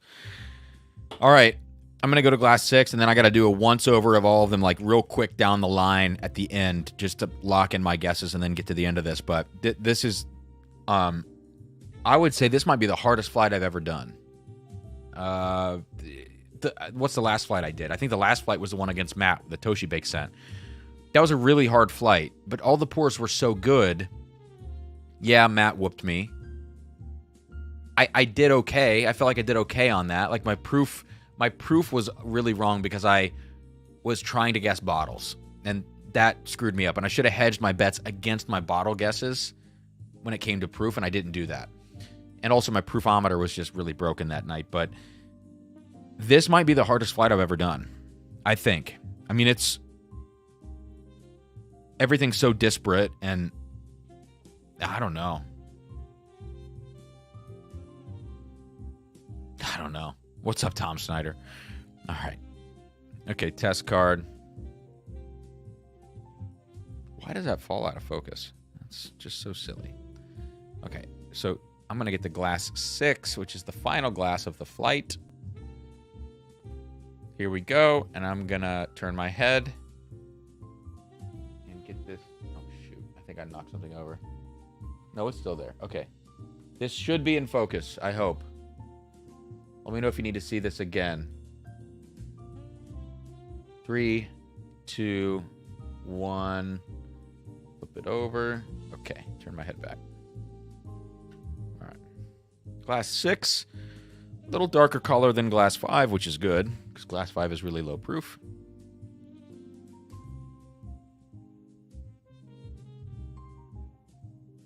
This is very middle of the road, glass 6.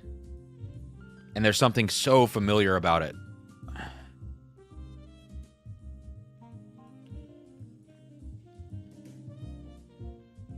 Ooh. Oh, that got spicy.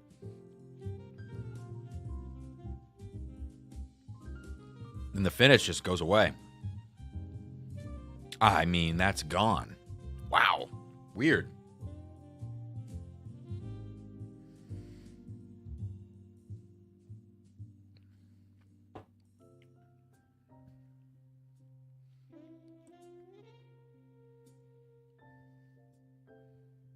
Weird. I'm going to say that's 114 proof. Oh, it might be a little hotter than that, actually. 117? I'm going to say 117 proof.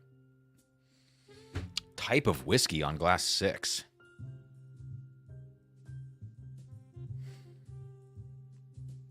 If it's a rye, it's toasted. Or it's a bourbon.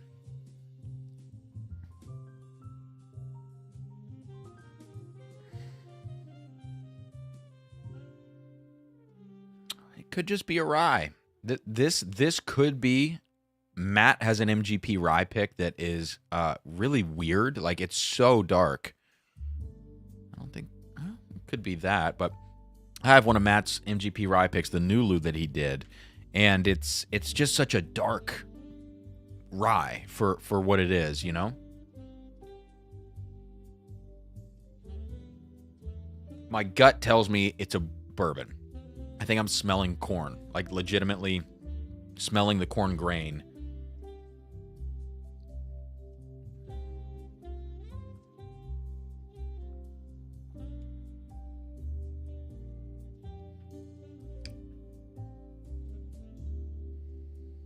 Yeah.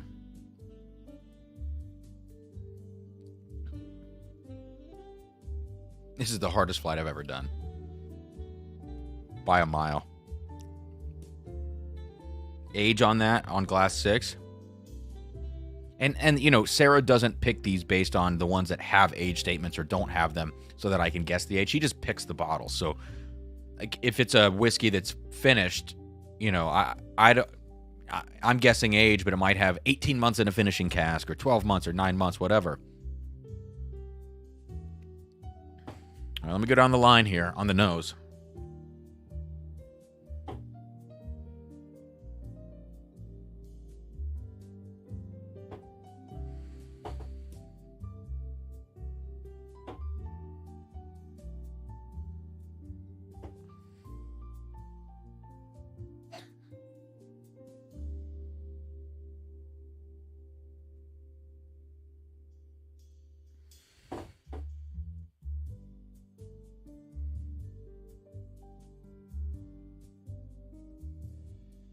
Glasses 2 and 6 smell pretty similar, weirdly.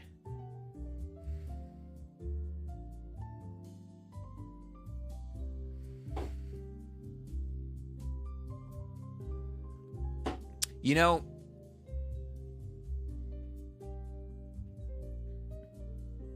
Tim Tam Slam, you missed a lot, yes. It feels like Sarah paired these whiskeys. It like this could be me making something up. 3 and 4, I both said, like, these are kind of sulfured. But I said 3 was sulfured, and then I got to 4, and I was like, well, that makes 3 seem silly. Glass 1 is really light. Glass 5 is also really light. I don't know if they're related. I'm just saying that. And then glasses 2, which I said smelled like s'mores and possibly toasted. Then I go to 6. And there's some similarity there. I feel like 6...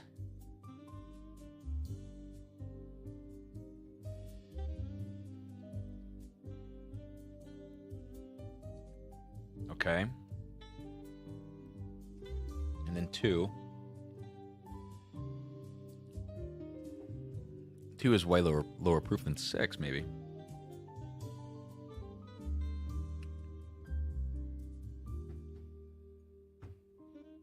All right, I get one more sip on these.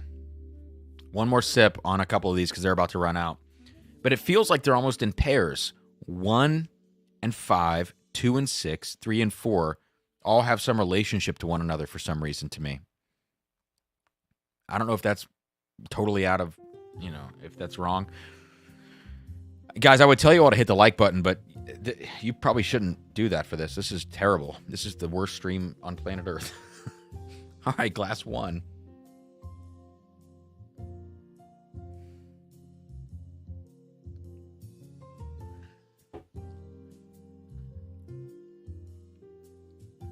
It's not a high proof. It's been sitting in the glass for a while, but...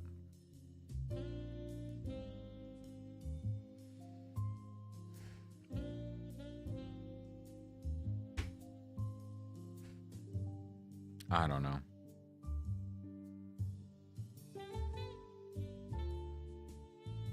All right, glass 2.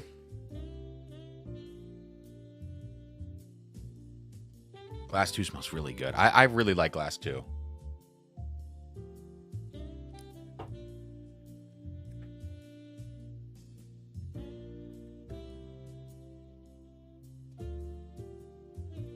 feel like my proofometer is just so broken tonight.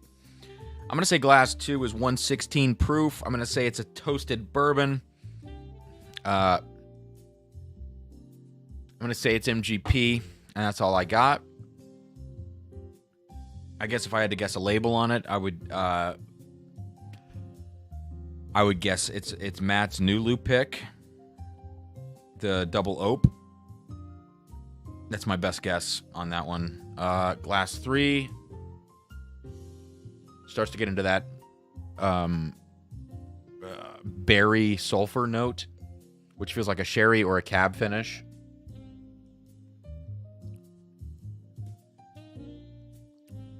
It's low proof. I'm going to say it's a 98 proofer. Glass 3. I'm going to say it's like... I'm going to say it's only 6 years old because it feels like the finish has blown it out. And label on this... I hesitate on that. I mean, that is... I don't have a label guess for glass 3. I mean...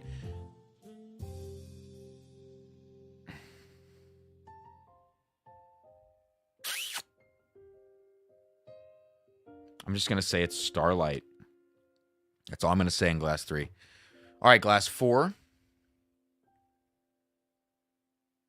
Glass 4 smells like coffee. Coffee and the darkest fruit. Smells like a scotch.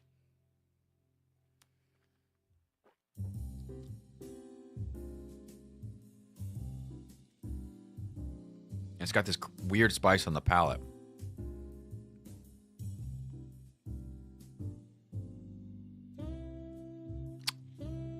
Is there Armagnac in this flight? Is there Armagnac in this flight? No. No.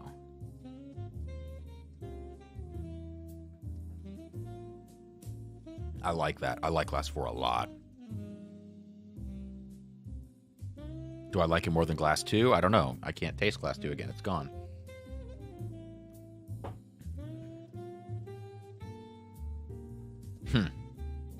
I'm gonna skip glass 5 and go to glass 6. Glass 5 was the really low proof one.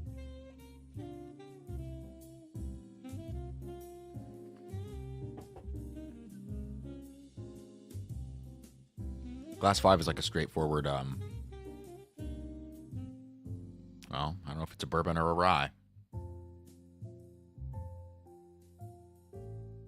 God, this is hard. This is so hard. And I'm like pretty drunk now, and it's just getting harder. You know how some people like play darts and they're like, oh, I'm better. Like 3 beers in, I'm so good at darts or pool or, you know, shuffleboard or whatever. Nope, not me. Not right now. Sometimes I'm like, 2 drinks in, I do great on a blind flight. I get creative. I feel uninhibited. No, right now, I'm glassy-eyed and I'm sucking some butthole. That's what I'm doing. Quote that. Put that on a Matt Madness thumbnail, DC. Yeah.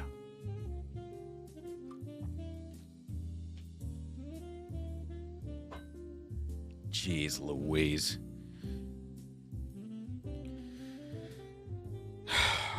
Man.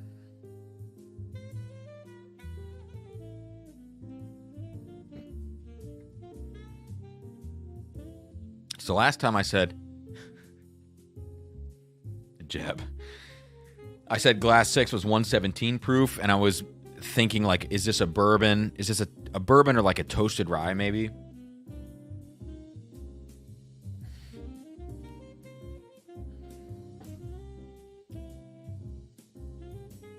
I think it's a bourbon.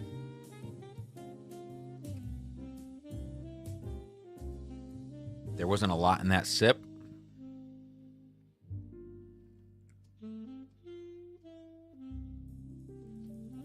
Good oak on the back end. I'm going to say glass 6 is a turkey product. I don't know why I'm going to say that, but I'm going to say that. I have no idea what it is. I don't know. I guess I'll just guess a Russell's pick because I got nothing else. I mean, okay, on to glass 5 now.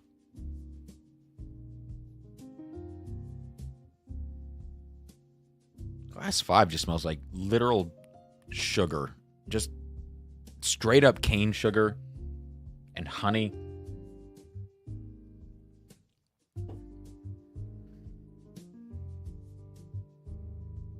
Somehow that's familiar to me. Like what that is.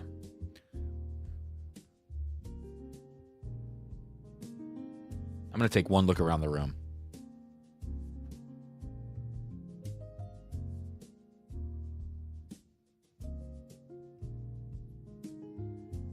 I don't know. I'm going to go with a generic guess. I said Four Roses Yellow Label. All right, I got to just get through this. Four Roses Yellow Label. So let's go to glass 1. Let's do the reveal. Actually, let me put them in order. I'll reveal them in the order from least favorite to favorite. I think my favorite was glass 2. Second, even though it was kind of sulfured, I liked glass 4 quite a bit. And then I liked glass 6. And then I liked glass 1. And then I liked, well, let's see. And then I like glass 5, and then I like glass 3. So let's reveal these from least to best. So glass 5, I said 80. Hang on, that's not right. No, this one is the first one. Right? Yeah. Glass 3 is my least favorite, which I said was 98 proof, 6 years old, finished, sulfured, possibly a Starlight. And I guess I didn't say whether it was a bourbon or not. I'm going to say it's a bourbon. All right, let's see what it is.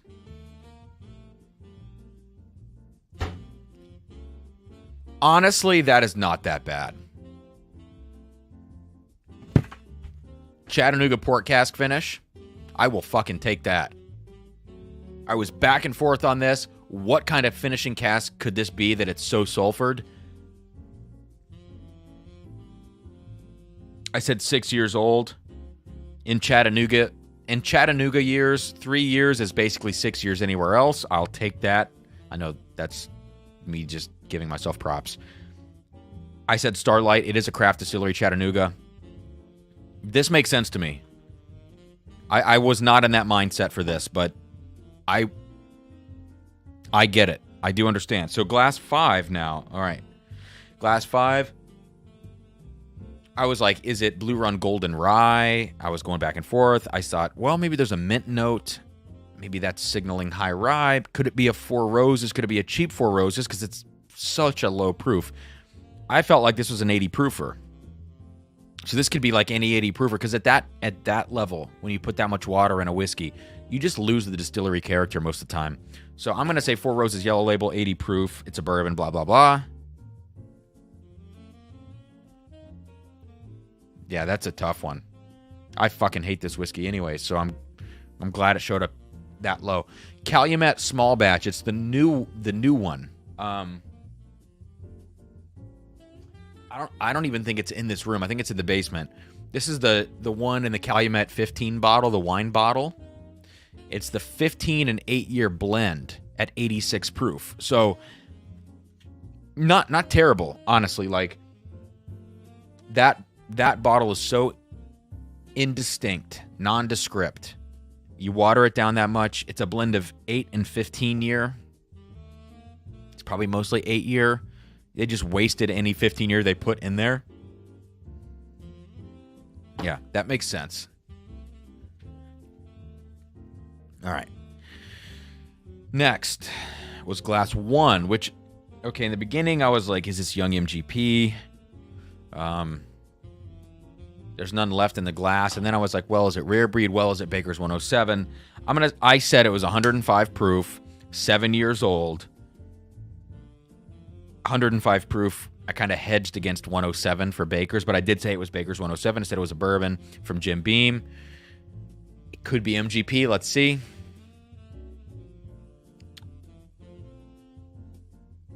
Okay, I did not expect that.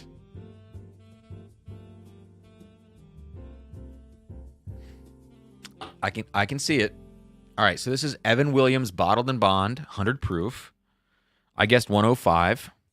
That's not terrible. Bottle guessed Baker's 107. I got something in this that reminded me of Jim Beam. That's not far from Heaven Hill. So I understand why I would have said that.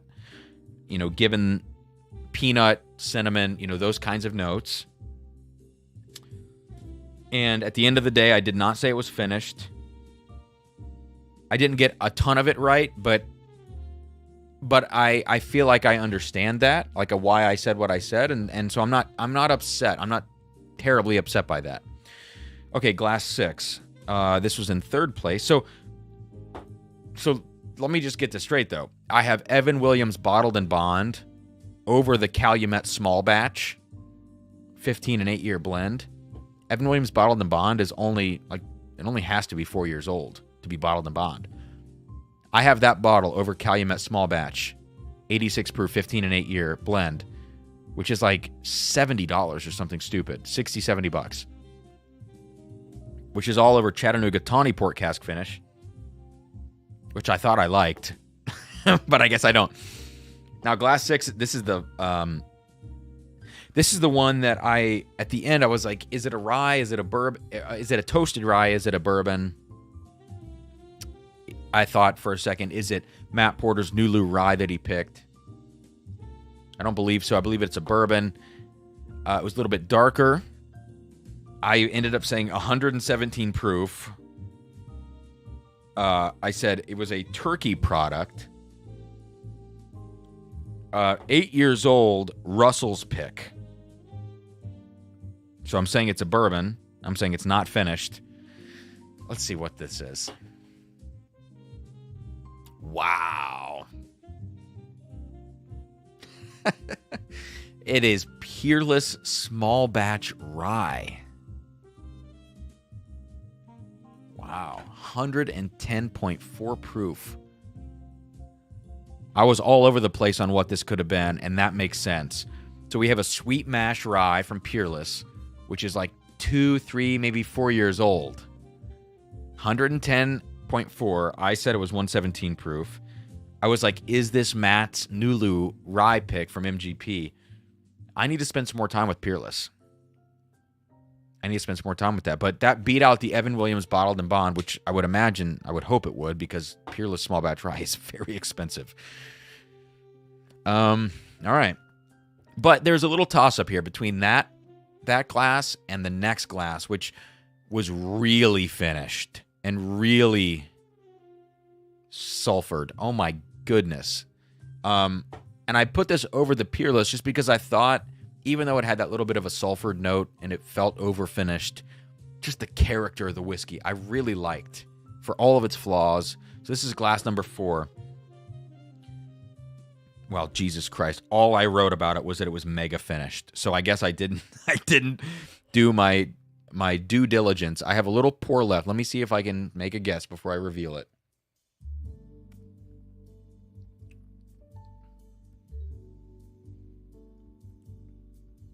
And of course, it hits the back of my throat. Don't quote that. That's what she said. I know. The one sip I take was like the wrong sip. It went down the wrong pipe. I don't know what that is. I have no idea. So I'm just going to reveal it. Oh, that makes way more sense now.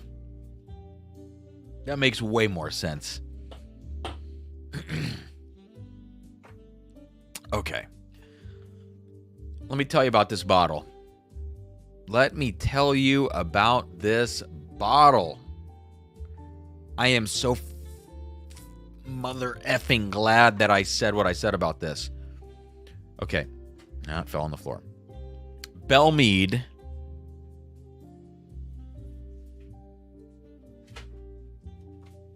Finished in Spanish brandy casks, 118.8 proof. Let me tell you about this bottle. And let me get my facts straight before I...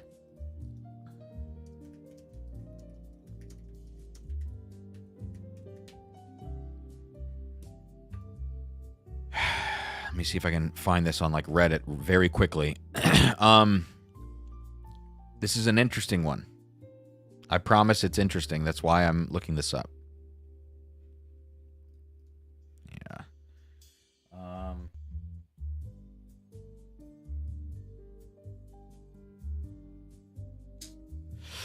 So the deal is, a guy locally posted this bottle. It was an open bottle in a local secondary trade group. Okay? And he said, this bottle is free to any home that wants it. He was like, I can't get over how skunky, and skunky is the word he used. This was probably a year and a half ago at least. I can't get over how skunky this bourbon is. It was this Belle Meade. It's got a purple label. It's the Belle Meade brandy bourbon label, which you've probably seen, purple. It was a single barrel, I believe, or a very, very small batch of barrels. And it was sold in the gift shop.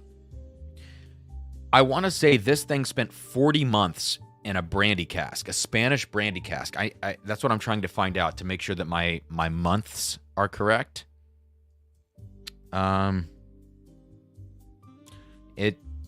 Two single barrels blended together. They were finished for 3 years. The release advertisement posted on Twitter indicates that the barrels had been finished for 40 months. Okay, so 40 months. I'm looking at this post on thebourbonculture.com. And I was like, shit, man, this is a special release Belle Meade. So I claimed it. I went to his house for free. I picked up this bottle. It was so skunky. I couldn't even believe it. But there was so much potential there because I felt like it reminded me of Chateau de la Baude. And I felt like I could blend the skunkiness out of it. And so I sat and practiced blending with this bourbon. And it's in my basement. And I came up with a pretty decent blend at the end where I had blended in regular Belle Meade, a bunch of other MGP barrels, to this insanely over-finished brandy finished Belle Meade. But it's a really wacky bourbon. That's all I'm going to say. So that's cool that it showed up. That's a total outlier bottling of 2 barrels. And it makes sense to me. Or does it make sense to me? Hang on. It makes sense to me why that Spanish brandy finish related to the Chattanooga port finish. It does. And I called them both finished bourbons. So I will give myself that. And last but not least, glass number 2 won all of this outright. Wait, glass 2 won this? Yeah, glass 2 was the one I said tasted like s'mores. And I said in my notes, it's a toasted bourbon 116. Maybe it's young MGP. I'm going to say it's the double oak matte pick. So far, all of these have been from my basement. So if this is probably from my basement too, so it's probably not double oak. Oh my god, it's Pikesville. What the fuck? What?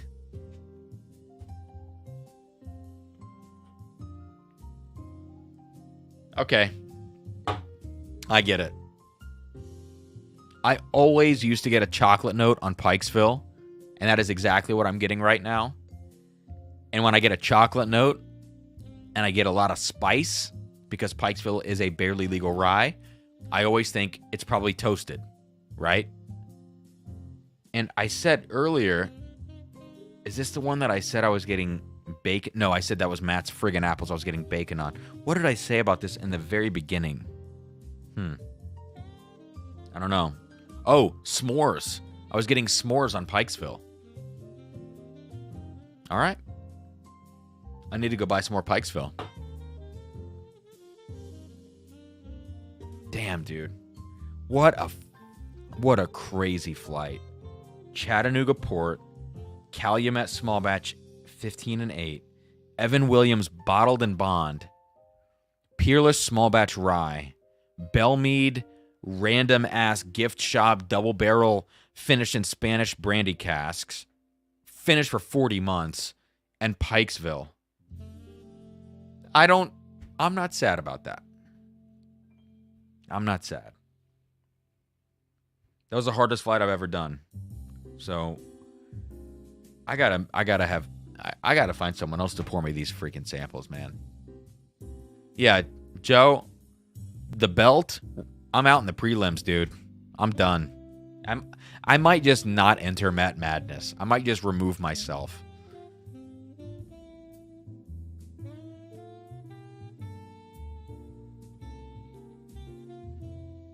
Jeez.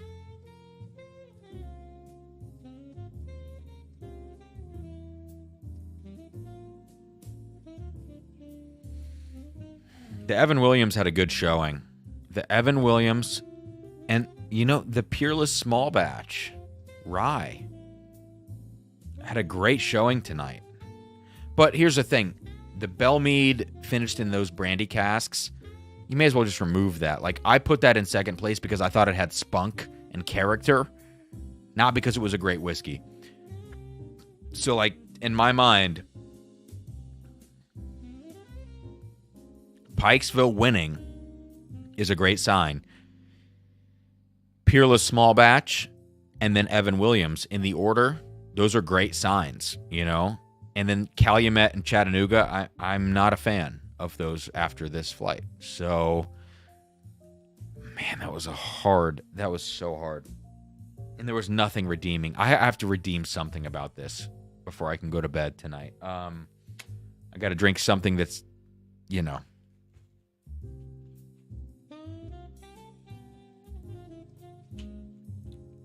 Okay, here's what I'm going to do.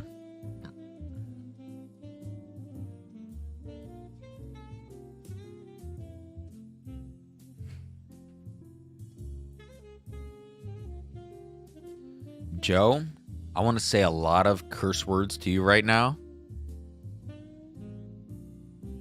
You're also right. You're also completely justified in your comment. The only shit I'm going to give you, Joe, I love you, is that you spelled palate wrong. That's the only shit I can give you. Because everything else about that comment and your sarcasm, you nailed it. Because I sucked very badly tonight.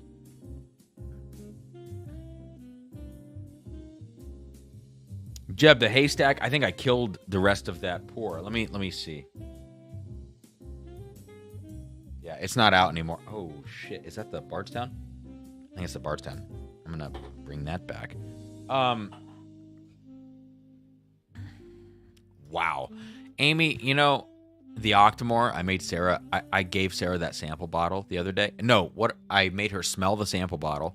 I took a little nip off the top of it, and then I walked away for a second, walked back in the room, and I just gave her a little kiss after I drank the Octomore, and she was like, "What?"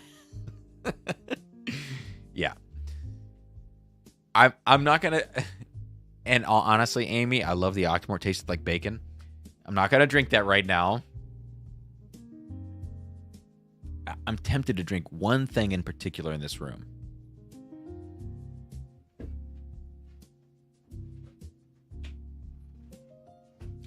And I know, guys, I said this was this is the wedding bottle for Sarah and I. But here's the deal. This was one of, I believe, only 2 barrels sent to Singapore from LMDW, La Maison du Whisky, in France. And this is 56% ABV, or 112 proof, bottled on Sarah and I's wedding date. But I just picked up on secondary 2 more of these, not the Singapore release. So I did not pay $2,000 per bottle because I don't have that kind of money. But I did pay a good amount per bottle of the French release at 50% ABV, bottled on the exact same day. So They have blue labels. This one has red. So on the shelf behind me, where that goes, which is usually right here, I'm going to also have on the other sides of it, on each side, a blue label French release at 50% ABV from 2 different single barrels. One is a letter L from Blanton's. One's a letter B. B doesn't mean shit to us, but L means Leach for our wedding date. This is also an L, which is crazy. And so I have a little itty-bitty sip of this tonight because those bottles, those other 2 special Blantons for our wedding are going to arrive in the next day or 2 from the Netherlands. So give me 1 second.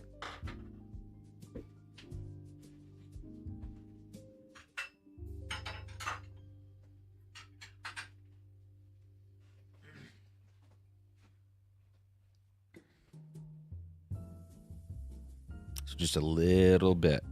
There we go. That's all I need.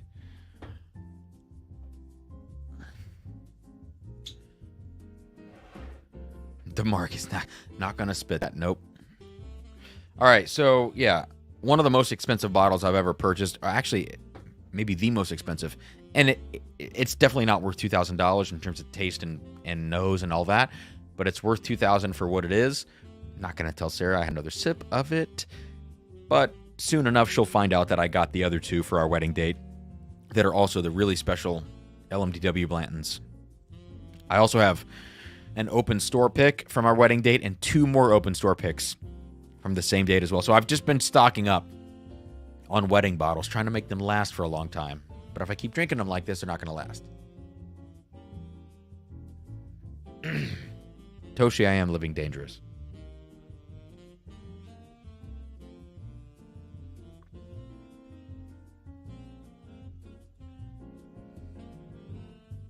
Oh, man. I wish all Blantons tasted like that. It's so unique because Blanton straight from the barrel has a particular taste, and so does Blanton's Gold. It's right between those 2 in terms of proof and intensity, but it just feels more aged, and also like it was aged at the top of the rick house. I don't know, given the rick and barrel numbers, I don't know where that is in warehouse H for Blanton's, but this just tastes like it was in the top of the warehouse because of how concentrated the flavors are, and it makes me actually like Blanton's. Daniel, I am a Blanton's tater right now. So guys, this was one hell of a flight tonight. I mean, Sarah earned her stripes on this one. She pulled out all the stops. The Redwood Empire apple brandy finish is really good. It's better with a little water, a little air. I don't know if it's going to quite beat out the Bardstown apple brandy. And then last but not least, the Bardstown Origin series, high rye bourbon, 96 proof, 36% rye, 6-year age dated, white label. That's easy buy at $45. I really like it, and I think give that two to 4 more years to be amazing. Then give the weeded bottled and bond Origin series 4 to 6 more years to be amazing. 2 to 3 more to be acceptable. I just don't think it's good right now. The weeded's going to take longer. The high rye bourbon with the white label, a couple more years. It's going to be really incredible. And look out for barrel picks of both of them, but especially the high rye bourbon at 36% rye. And that's going to do it, guys. Wow. All right. Dustin, I'm not sure. I'm not sure what the ages are of those. So, cheers. I will see you guys soon, and watch out for a new video tomorrow. And that's Friday, so then Sunday, watch out for another one. And then Tuesday, watch out for another one. All right? I've got them in the bag ready to go. Thank you, Jeb, and thank you for sending this Redwood along. Daniel, I cannot wait to get those samples, dude. Don't give me a GTS. Please. Please don't do that. You're incredible, dude. And I hope to share a pour with you one day. for real. I hope to hang out with you and share a pour, and Jeb as well, and Ashton and everybody else. Dustin, you guys are awesome. So have a great night and a great weekend.